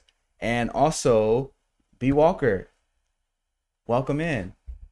How are Thank you. you? I feel I'm happy that I came across you. I turned 5 months yesterday and I'm just like not doing good emotionally, but I don't want to like blame someone else for me being unhappy. So I would rather like create the happiness that I am seeking to find so that I am being that for others. I don't want to just be selfish and think about all the materialistic gains of the world and not be able to like encourage someone like I can when I don't have that stuff. So at first I thought the downness came from being 33 and not being where I would like to be in life. But the more I elevate in life, I realize it's not about the stuff. So I know that something else is missing, or, I guess I have been wasting a lot of time on things that I wanted for others to feel like I was good enough or to be accepted by the world because, of course, successful in America means the car, the house, the clothing, you have to look a certain way. So I chased that. I didn't want the world looking down on me. So I was determined to like have those things so that the world couldn't look down on me. And it's like there's no satisfaction in, you know, obtaining things that mean no value. It means more to me to, meet someone and be able to put a smile on their face or make them feel welcomed or accepted in the world, versus the things that lose value. And so B, I'm hearing you say that you did all of the things that people told you you needed to do in order to be successful. Having done it and having done it well, it doesn't feel like any of those things offered the sort of happiness that you were seeking. Am I getting that right? Yes. So the question that I'm having is I'm seeing such a beautiful energy come from you because I'm seeing you have a spirit of service. I'm seeing you want to acquire a spiritual depth so that you can share it with other people because you've already seen how joyful you can be, how much of a leader you can be when you're standing in that divine energy. But my real question is what is going on that you feel that this somehow is there's a disconnection between you and the divine. In other words, I can sense that you already have within you the seeds planted to understand that the things of the world can never fulfill you. And yet there seems to still be a gap, a decision that's being made somewhere where you're choosing what makes intellectual sense rather than choosing God. Is there something to that? I guess it would be more so not growing up stable. Um, Even if it was meant for like a fun time where we go stay the night with our cousins. I was always the like to be at home, even as a kid, but I never had that. I never had that stability So I guess it would just be that feeling of being unstable, and knowing that I have the control of being stable if I work, and I have a good job, like, you know I'm remote, so I don't really have to go into an office, but it's not what I thought it would be, and I've been doing this for 3 years now, and just finding what I had starting this job is not there, and it's more so of just wanting to be stable. So I feel like just that uncertainty, or that, you know, place of being a failure, or, you know, even failing my kids, is like, I feel like my parents could have done better by us, but they say they did the best that they could. But I feel like that affects me a lot, because I feel like the best that I can sometimes is not enough. So that means I need to do more to make sure, you know, it's enough, because I don't know, I just feel like, you have to take control of your time of the day, and depending on what you do with it is the outcome that you will get. So when I wasted time chasing what the world thought I should have, it left me alone and confused, not knowing where else to go. And Because I'm hearing you say, I heard you say so many things, but one of the things that I heard you say is sometimes you want to do the best for your children, but sometimes your best isn't enough. And so I'm gonna have to stop you there, because we need to qualify what constitutes the best. We need to identify together what actually is the best. And so, in alignment with this question is a question about values. But before we even get there, what is your best? I'm here to tell you, I'm here to say that your best is your love. And it's unmatched, it's unparalleled, it's unequaled. When you're old and gray and your children are successful, are they going to be asking, are they going to, is the thing that they're going to cherish the most going to be the assets that you've left for them, which is wonderful? Or is it going to be the love that you communicated to them, that you gave them their entire lives? The reason I ask that about your children is because that same love that is going to be there for them is also available for you right now in regard to that job. Right now, I'm hearing you say that job is stable, it's secure. Wonderful. If security is what you believe God put you here for. Right now, I'm hearing you say that that job is stable. It's allowing you to provide. It's allowing you to do the things that make life comfortable. That's wonderful. If comfort is what God placed you here for. But the topic of today's conversation is, what does God say in regard to your purpose? What is that purpose? What is the thing that is calling to you that you would access if you would but listen? And listening is not an intellectual thing. What happens B, is that I'll say this stuff and then people can go home and then they get into their mind, they get into their head about it. They start overthinking.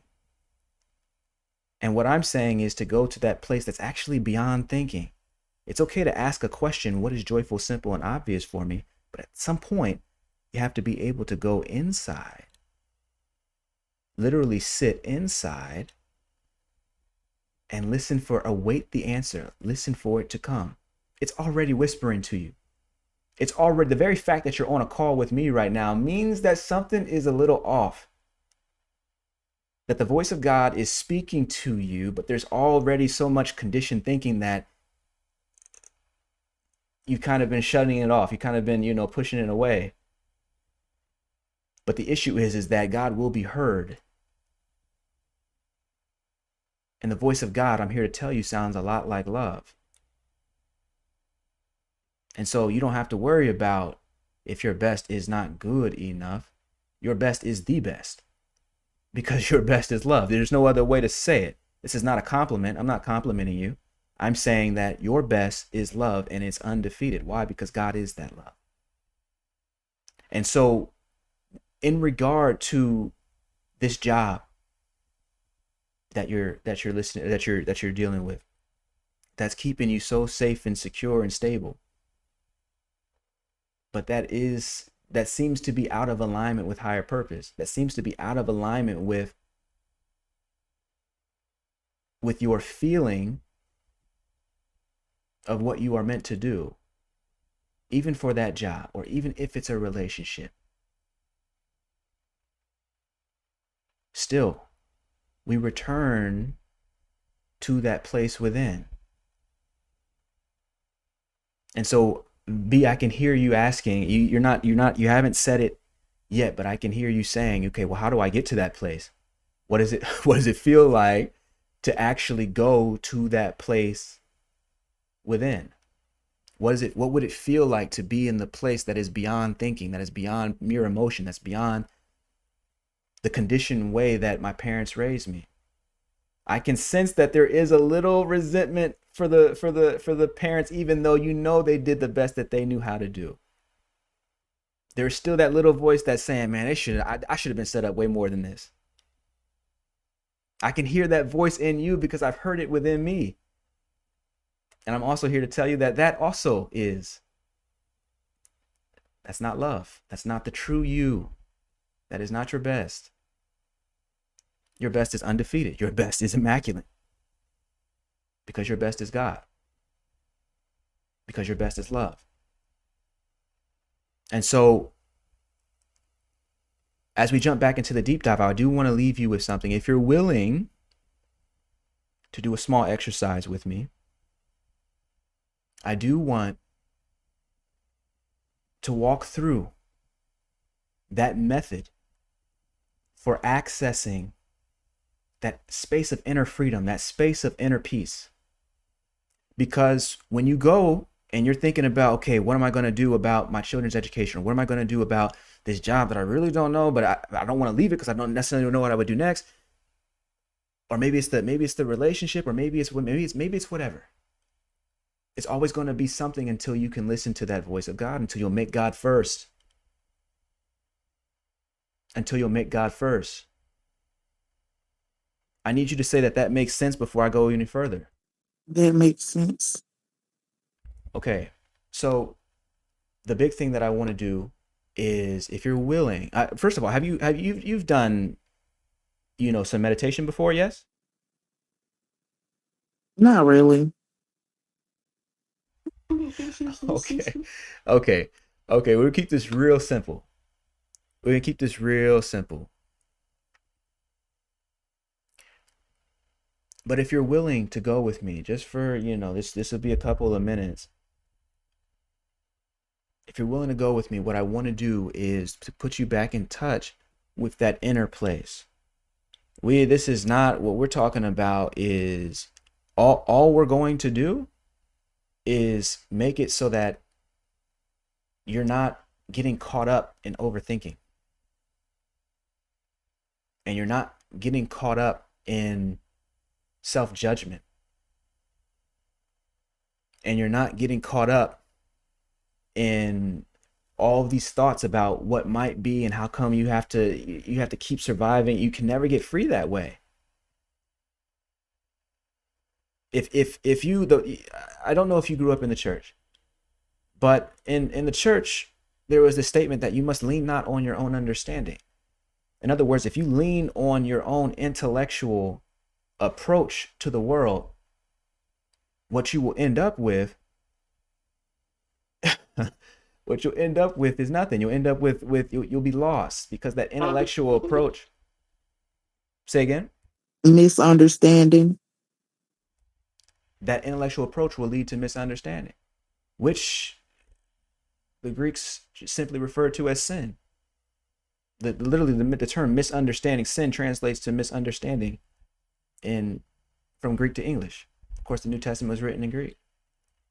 And so what we want to do is make sure that we're getting to the place of true understanding, getting to a place, we're getting quiet so that we can allow the voice of God to speak. That's what we're doing. And so if you're ready, let's go ahead and begin. And for people who are listening, you can also join in. But this is where we start to use conscious transformation technologies to begin to quiet the mind so that true answers can come through.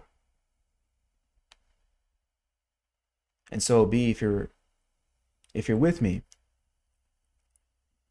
close your eyes and very briefly notice that you are aware.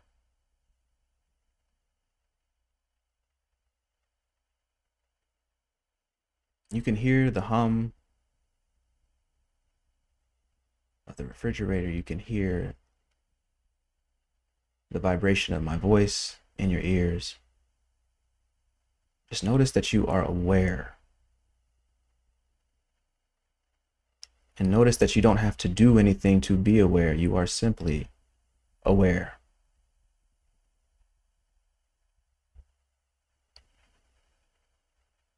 You may pay attention to the dark behind your eyes.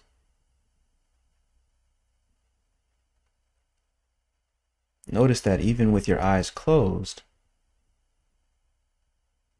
you can still see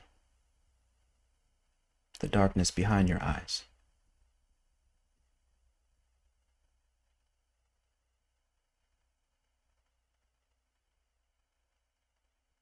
Notice that you are aware.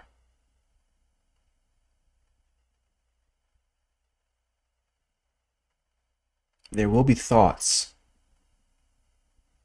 that appear to you in this clear, aware state. Those thoughts you are to watch as if you were watching a passing cloud. Those thoughts cannot hurt you. They cannot affect you. You are of God because you are aware. Notice that thoughts, they may come,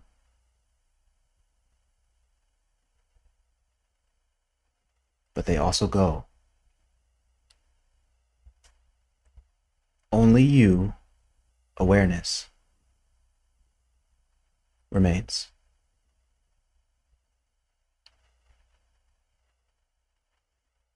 You may feel emotions, an emotion of self-judgment.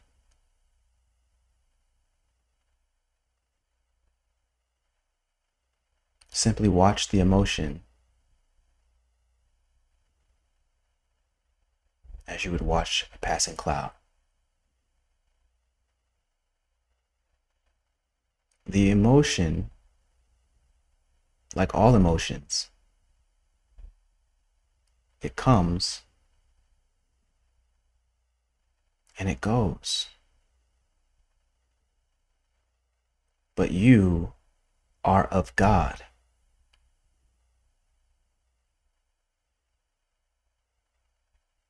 Because you are aware.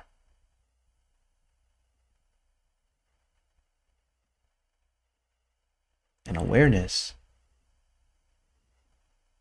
you remain after all emotion passes.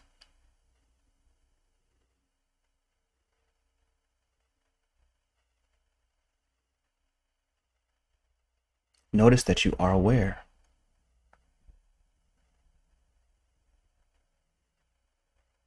No matter what thoughts or emotions show up for you.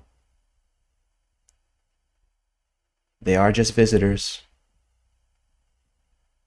They come, they go. But you, who are of God, remain peacefully aware.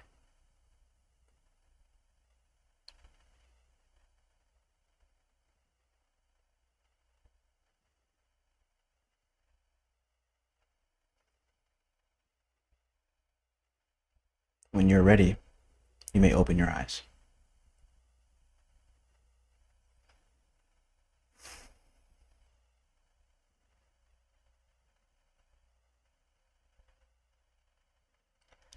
That simple exercise B is a way, and you can listen to this back anytime you need to, but that simple exercise is a way to clear out and stop giving so much belief over to thoughts and emotions. The reason that's so important is because when you're asking yourself a question about what is joyful, what would I love to do, what is simple and obvious for me right now, what would I most love to do, what is God calling me to do, you cannot answer if you're only listening to your own thoughts. The thoughts, in order to receive divine thoughts, we have to be able to create space for the divine to enter. And so when we return to that awareness, just to the fact that you're aware, you're noticing that thoughts come and go, emotions come and go, but whoever you are remains. And you can be in that silence and you can be in that peace, and out of that, you will hear the voice of God speak. And you'll know that it's the voice of God speaking when the choice that you're thinking about feels joyful, when the choice that you're thinking about feels loving. I need to know if that's clear. If you've received it, Yes. beautiful. So B, what I want you to do is make that a daily practice, even if you can only take 5 minutes a day. Okay. Just make it a daily practice just to get in touch. Yes, you'll still ask your question. The conscious transformation technology for today was, what is joyful, simple, and obvious for me right now? You can ask that on a minute by minute, second by second basis. There's something that's joyful, simple, and obvious for you to do right now. Maybe it's talk to me, maybe it's continue on with this live, whatever it is. But what I'm saying is you'll be able to hear what the answer is the more that you're grounding yourself in that divine awareness, that inner freedom. And so when you can ask that question and you know how to listen for the answer, now your life is able to move in directions that nobody would have been able to plan for you. And I have a feeling that you'll see that your parents, not only did they do the best that they could, but I think that you'll see that God's strength works best even in their weaknesses. The very fact that something was left out from your experience growing up becomes the very gift that allows you to give so much more to others. And so I want to say thank you so much for being brave and courageous and jumping on camera. I know you've served someone, and on their behalf, I'd like to say thank you so much, and I love you. Well, I thank you too, Dr. Shawn, and I hope that I was able to be a light for someone else. And I hope someone else was able to meditate with us and feel the lightness that I feel.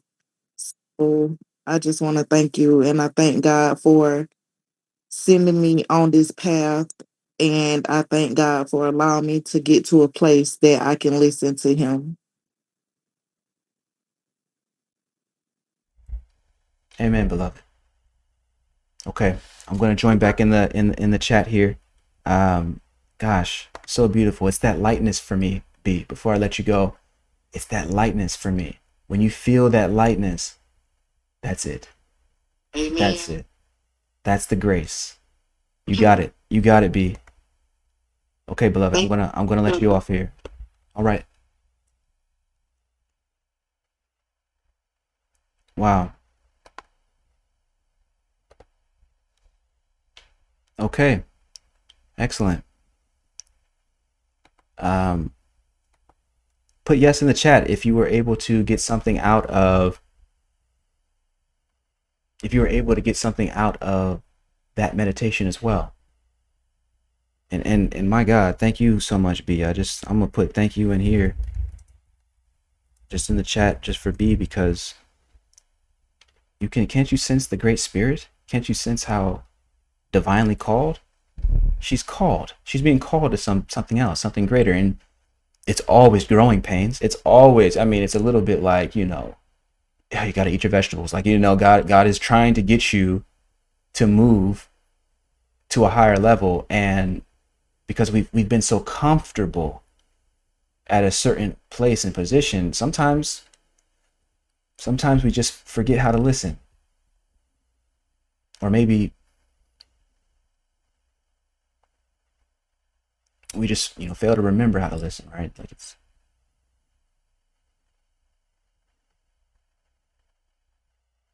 B saying, glory be to God. Absolutely. Brazil saying, amazing. I feel good. Excellent. Shango saying, yes. Dr. Kata is saying, blessing. Dee saying, praying for you, B. Praying for you. I'm saying, sending love to you, B. Sending love to you. You've got everything you need. You've got everything you need. What is joyful? What is simple? What is obvious? Listen internally for the answer. What is joyful? What is simple? What is obvious? Listen for the answer. I can't wait to hear what you come up with. Be saying, I love you all. I'm so grateful to be here tonight. We're grateful to have you.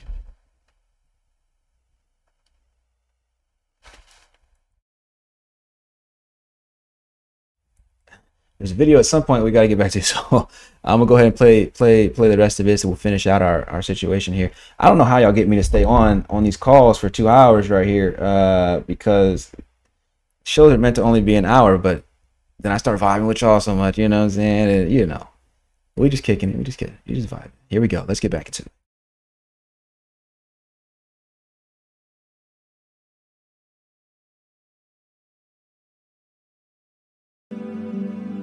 One of the greatest books ever written is called the Tao Te Ching. It means the way of nature. You could think of the Tao as another name for supreme awareness. The Tao Te Ching says the master never reaches for the great, thus they achieve greatness. All it means is that you don't even have to fully know what your higher purpose is.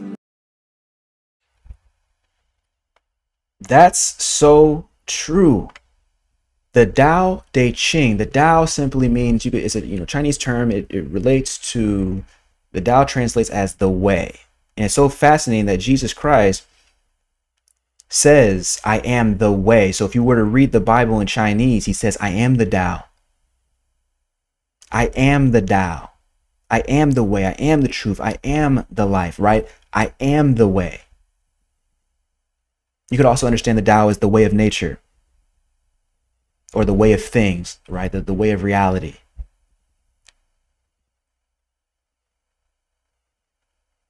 Stephen Mitchell has a great translation for the Tao Te Ching. I love it. But in it, he articulates that, it's like, chapters in the actual chapter.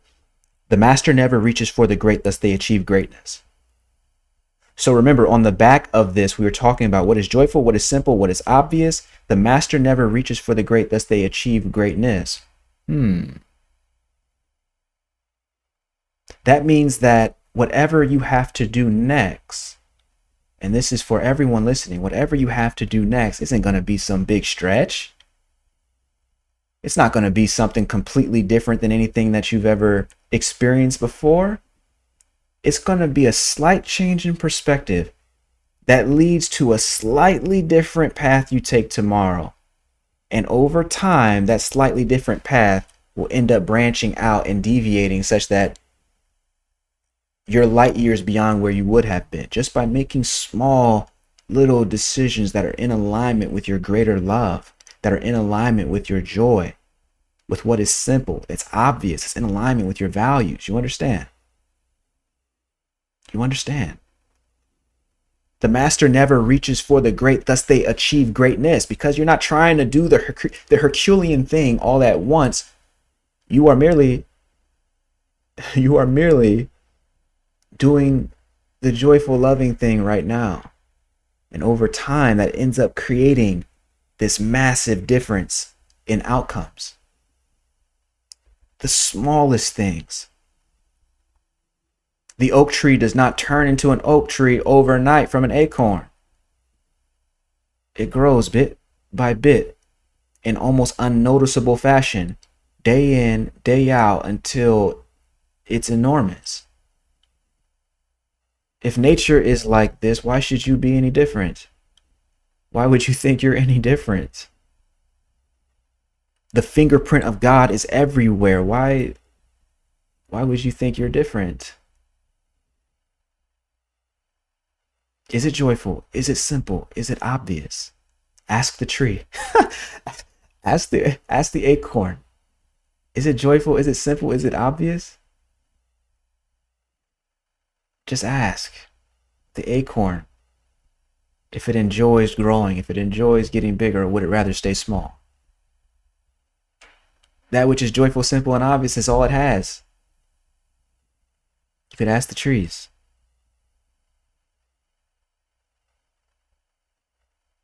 V says, I do nothing and everything is done. Yes, this is the concept of Wei Wu Wei. Doing, non-doing. Doing, non-doing. I'm convinced that Wei Wu Wei, which is another Chinese term that comes out of the Taoist thinking. Remember, I was trained by a Taoist mystic, and I'll get to that story another time. Though it is cataloged in the book here, which this will be coming out soon. But the point is that I do nothing and everything is done. That's the concept of the Wei Wu Wei. The idea that when nothing is being done, everything is being done. Ooh, that might be a little too deep for tonight. Maybe I can go there. When nothing is being done, everything is being done.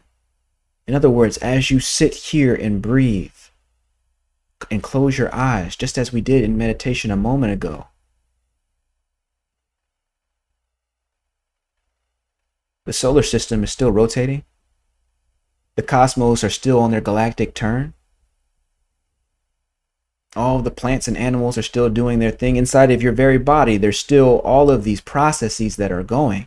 You think you're doing nothing. You think you're being still, and yet in that stillness, everything is happening. When we act in a way that is joyful, that is simple, that is obvious, in other words, when we act in accordance with love, we put love at the center. If you could understand yourself as a nucleus and you're acting, you're filling yourself with love, you put yourself, that nucleus becomes the radiating center of all things. You're putting yourself in alignment with a higher level of energy, a higher order of energy, seemingly by doing nothing. But in that nothing is everything. And that makes all the difference. That makes all the difference. Dee Dee's saying, Dr. Shawn, is that considered a part of spiritual growth? It's, yep.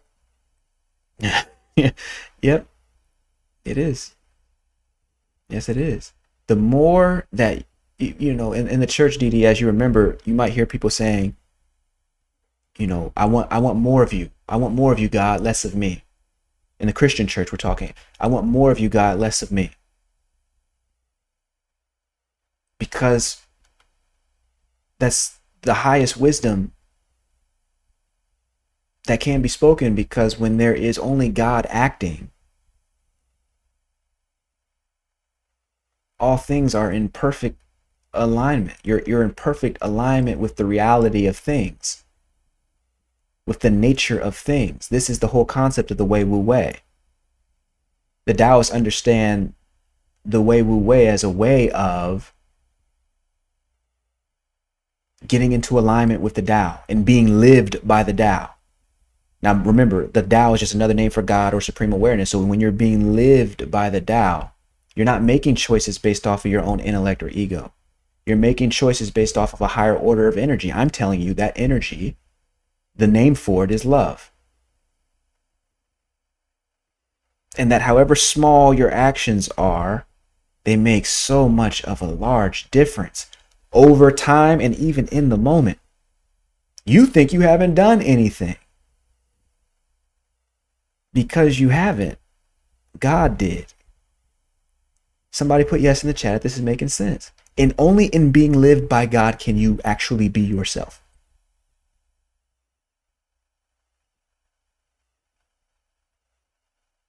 That's because the intellect can serve God or it can serve delusion. And you can't really know. The intellect can't figure out who its master is. You must. Only in being lived by God can you truly be yourself. Can the intellect become a tool that you use rather than the driver of the entire vehicle? That seat is reserved for one alone, the great I am. That seat, the driver's seat, is reserved for one alone. We call it the Tao. You can call it God. Call it supreme awareness. I love to call it love. And a part of taking spiritual responsibility, in fact, the entire thing about spiritual responsibility is having less of us as egos, as personalities, and more of God guiding every single one of our decisions. This is taking spiritual responsibility for our lives. Only in being lived by God can we actually be our true self. Because it's only in that space where all delusion leaves. And there's only the way of things, the way of nature, what we might call the Tao. Yes, we're getting a little bit of Chinese philosophy in tonight. But I hope you see how it hitches up so well with the Western canon, with traditional Christianity and the Judeo-Christian religions. As we talk about that great I am, abiding in that great I am, you can be lived by God, by the I am. That feeling that I am is God sent on you.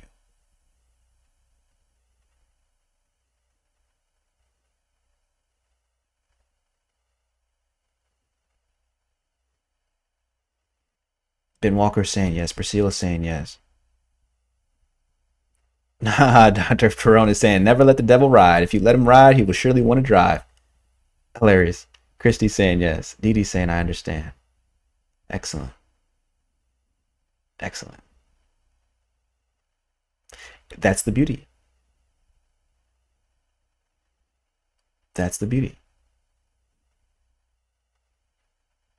I hope we didn't get too deep tonight. There will be plenty of time to explain that relationship between the Wei Wu Wei, spiritual responsibility, the Tao, and the truth of things.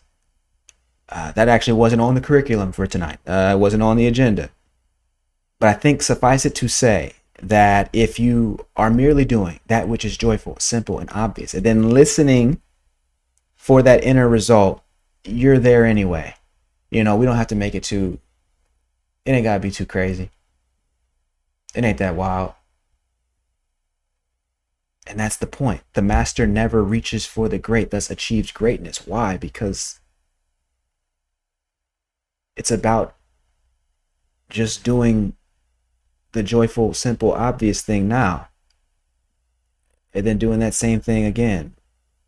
And then again, and then again, and then again. and you find that your path becomes a path of joy, it becomes a path of righteousness. And other people can feel it, they become infected with it. Oh. And that's lovely. Princess Arabia saying love deep.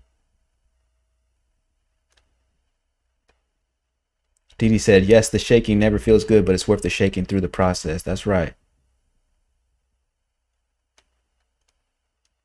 E. Walker.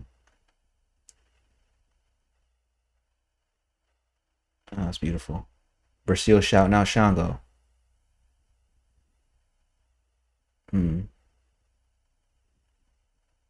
Oh yeah, see that's what I love. So now that people, Shango and Brazil in here having dad talk, this is what I love. So Shango's saying, hey, at Brazil, if I may, 6 years old is a bit too young to comprehend the knowledge, and that's something you should not rush. However, the best method. Remember, Brazil was asking, how can I teach my children? The best method for her is for you to be a living example for her. Oh my gosh, right? Like, I mean, can we just keep it a stack? Can we keep it a thou wow? Okay. The idea here is that if we are going to be an example, you saw this with B. You can sense in B that call to be the leader, the teacher, the healer. B already is that. She already is that, just as you are. Here's what I'm saying. The way that we teach is through the example. Through the example. That's what's so beautiful. The 6-year-old, it is, Shango, I think, is 100% spot on. I don't know how to articulate the Tao to a 6-year-old. I don't know how to articulate quantum physics to a 6-year-old intellect. But the God that exists within that 6-year-old can make perfect use of my example that I set. Understands the love that I communicate.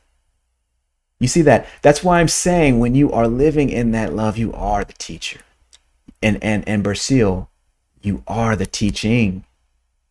That's the beautiful part. Simply by being the example, simply by being it, you are it. Which is why which you are the best teacher. Which is why Jesus says, I am the way. I am the truth. I am the life. No one gets to the Father except through me.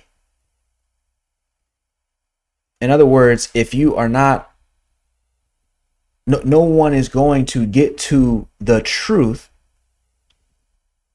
except by being and living through this example, by embodying this example that I am setting for you. Jesus is saying.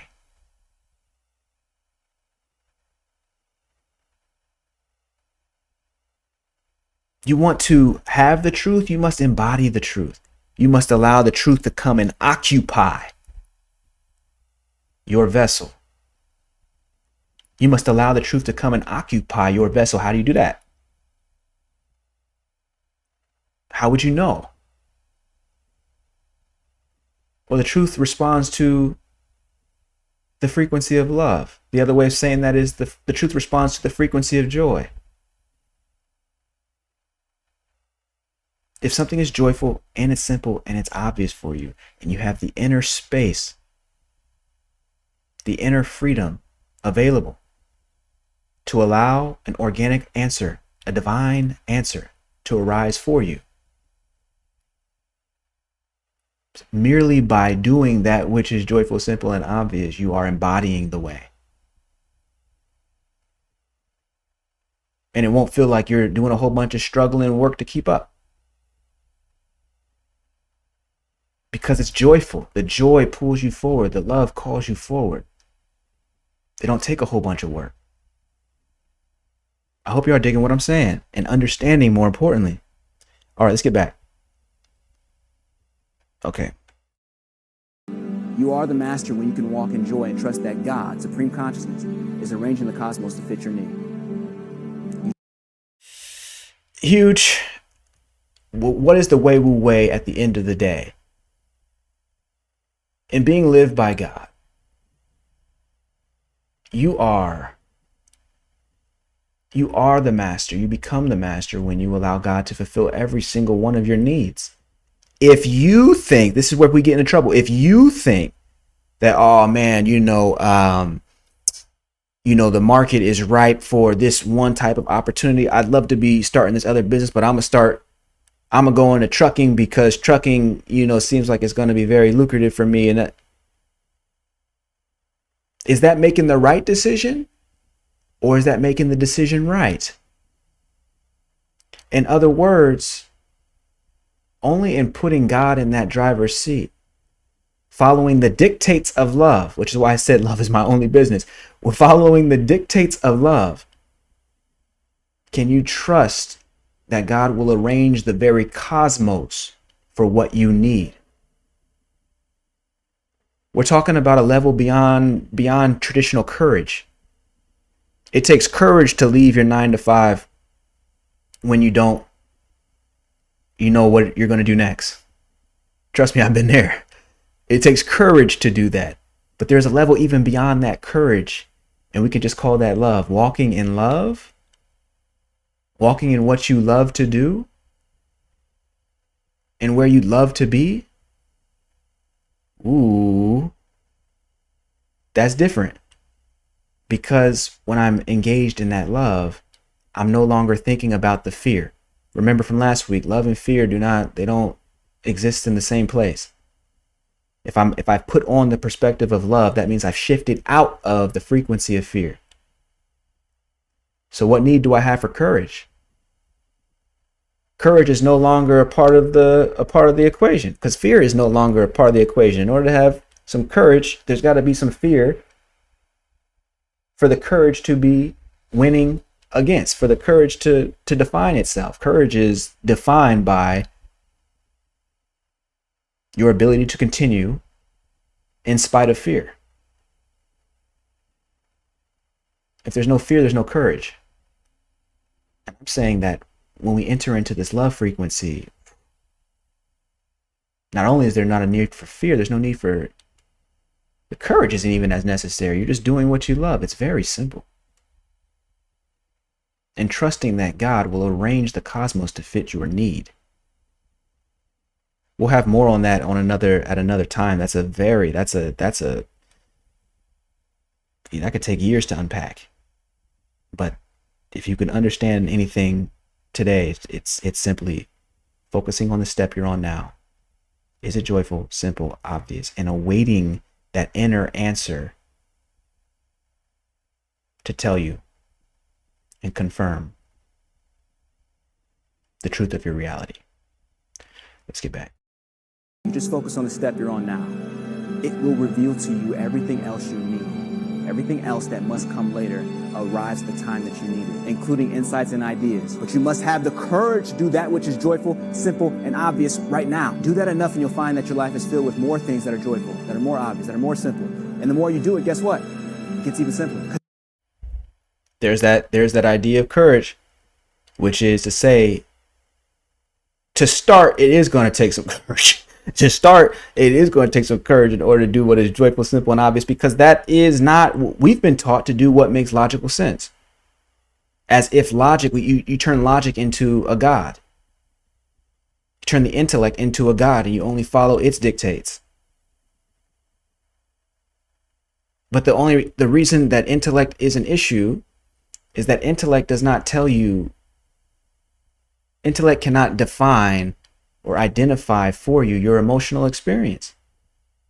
It can put labels on things, it can help you stratify and contextualize things, but intellect cannot tell you what you are emotionally feeling. Only your awareness can.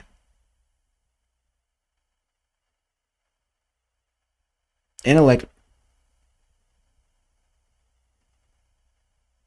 can only reason within the variables that it's given. It can't see beyond what's in front of you. And that's an issue.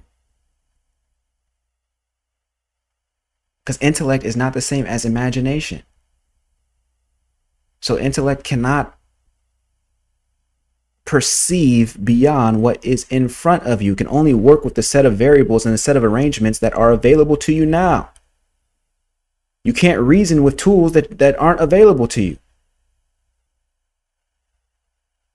And so if you're only relying on intellect in order to make all of your decisions,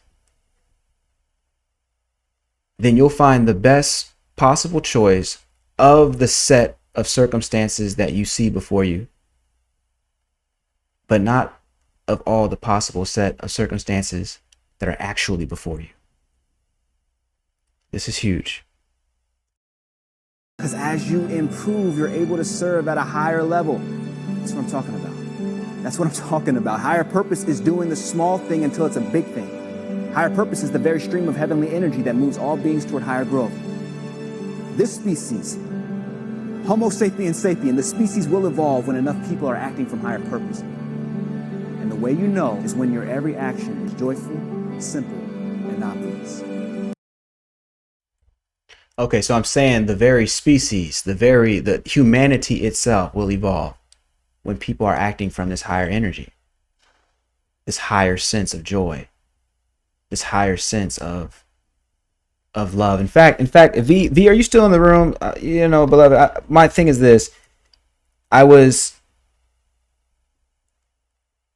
in that book again, and there was one part in it where it says, I'm just going to summarize this. This is the way I took it, is that human beings have been guided up until this point, or at least in the last, few thousand years, by the will. The one who has the will to build the systems and the determination to see a strategy and a plan through. Those are the people, and all obviously organized in group effort. Those are the folks who tend to win. Right, so the will has built up the world, right? The way of the will. Doing things not because you love to do them, but because they must be done. They just got to get done. That's will. And for anybody who's ambitious and successful, like, everybody's got a honed will. We all learned that at an early age. The question is can you subvert that will to the dictates of love? That's different. Can you subvert that will to the dictates of God? That's different. That's different. Because in that book, V, what it ended up saying, it says something like, love will protect what the will has guarded.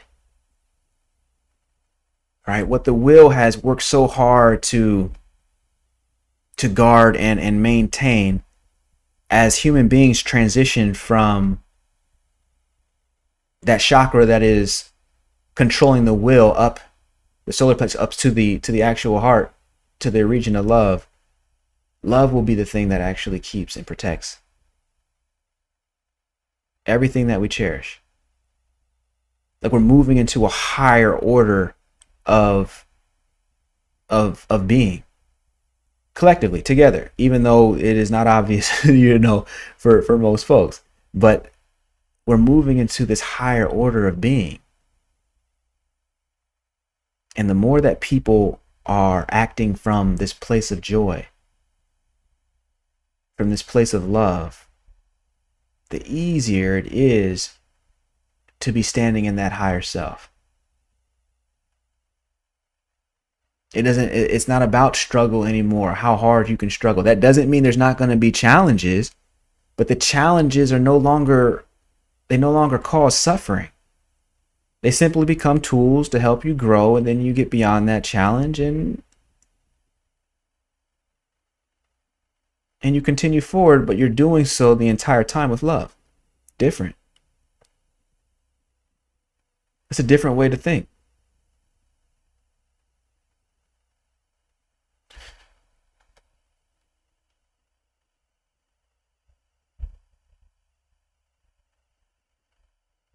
V saying, yes, I am. Okay, wonderful, wonderful. V saying, yeah, the way I see it is that you wake up to your truth before you had amnesia being born as human. And that truth is unconditional love, 100%. I love this. She says, God became man so man could become God, and that is the entire Christian motif. Beautifully stated. That is the entire Christian motif. God became man so man could become God. B Walker saying wow V. She's throwing up the hands. That's right. Shango saying yes. 100%. Let's continue here.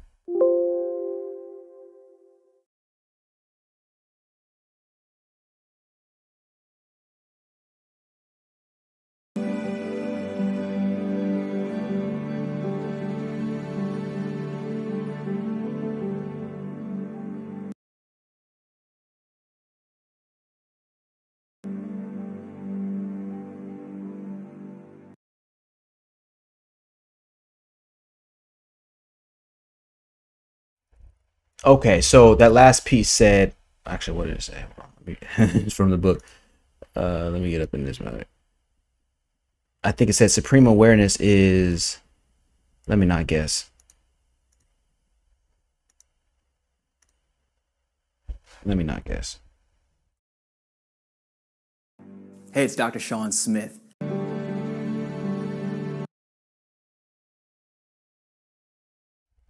Okay, supreme awareness is joy and thus produces all things without joy. So, I'm sorry. Supreme awareness is joy and thus produces all things without struggle. So can you. From the book Spiritual Responsibility. Okay, excellent. So that's the nature of things. Supreme awareness is the joy. God is the happiness. As we covered last week, you are that infinite happiness. What is happiness? It's the absence of fear, the absence of boredom, the absence of any negative emotion. It's basically it's the absence of separation. It is union. It is infinite. It is infinity. Therefore, it never knows lack and it never knows death. And when the fear of lack disappears and the fear of death disappears, joy naturally bursts forth because that joy is who you are. It is written on your spiritual DNA. It is a part of your essence. And as a result, to be connected with that joy for no reason is to be connected with the infinite. I'm not talking about the joy that comes because you're getting a favorite meal or you're getting a favorite, dopamine kick from some sort of external substance. I'm talking about the sort of joy that emanates from your spirit. It is everlasting. I'm talking about the sort of joy that emanates from your spirit. It is everlasting. I'm talking about the sort of joy that emanates from your spirit. It is everlasting. If you understand this, you got everything else. And so that's what spiritual responsibility is about. That's what everything we're talking about is about. So yeah, it's okay. All right. Excellent. And that concludes basically our Didi saying, "What's the book title?" Spiritual responsibility. Didi, are you playing? She said, "What's the book title?" It's spiritual responsibility. I don't know if you can see this. It's almost out. We're like in the final. It'll definitely be out within the next 2 weeks though. So for sure. But it's called Spiritual Responsibility. It's actually called Spiritual Responsibility: Divine Guide to Inner Peace and Outer Prosperity. So that'll be available very soon. Versio says, pushing God kingdom forward. Didi says, the true second coming is when you awaken to the truth, the awareness. That's right. The true second coming is when you awaken to the truth, which is awareness. Yes. When I discover this, I have heaven. Yes. Been on a journey ever since. No one can take that away from you, period. That's where my journey came from. That's right. No one can take anything real away from you. And the real cold part is when you start realizing that the somebody who would is just another aspect of you, eternal you. In other words, there's nobody to even be in conflict with in the first place. We'll get into that at another time. So I'm gonna go ahead and say this has been an amazing, live. I'm watching you all really start to cook in this chat. I'm watching y'all really start to get down in this chat spiritually. And what I mean by get down is go deeper. Go deeper within. And I'm seeing you show up for each other in a way that I love. And so you know how it is. Let's do it next week. Okay? Let's do it next week. I can't wait to see y'all again. And please have your hair done, you know what I'm saying? However you present yourself is going to be beautiful. But we also want to make sure that we're doing that which is joyful, simple, and obvious throughout the week, and listening for that inner freedom, listening for that inner space within to hear the answer. It's okay if you want the intellect to assist, but not before, not as a replacement for listening to that inner space, that inner freedom. This is critical, because ultimately what you'll find is that inner freedom, that inner space is where all the truth comes from anyway. And so, folks, on that note, Princess is saying thank you for your service. I'm going to say, Princess, thank you for listening.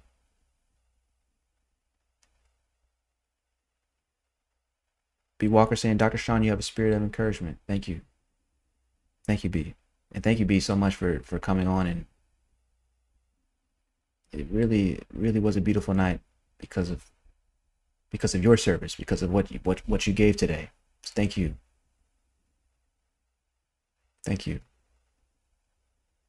And the thing that I really want for you, B, is just to make sure that you're taking that time. All of us are taking that time to be inside of that freedom. To be inside of that freedom, that inner freedom that already exists will beget all of the outer freedom that you're searching for. I don't mind you having a life of comfort. I just want that comfort to be coming from the right place. Not making your decision based on the comfort, but allowing comfort to be a result of your decisions. This is the way. Allowing that comfort to be a result of God's calling for you because you followed the inner voice. Because you utilize that inner freedom in order to create an outer freedom. That's what we call true freedom. Inner freedom and outer freedom is what we call true freedom. That's the whole point of the book. That's the whole point. The inner freedom and outer freedom. That's true freedom. That's what I want for you. That's what I'm talking about. Because when you're walking in that true freedom, you will be an example for other people. You will be an example for other people. And as you know, it's my belief that ends up having rippling effects that move through all of our political institutions, all of our religious institutions, all of our academic institutions, all of our social institutions. And in that way, we end up building a new world. More than that, a new earth. And so, with that being said, I think I just saw Alan Lyons come into the room. Shout out to Alan Lyons. Before we jump up out of here, I want to make sure everybody who puts themselves in the chat is getting shouted out. With all that being said, y'all, I love you, and I can't wait to see you next week.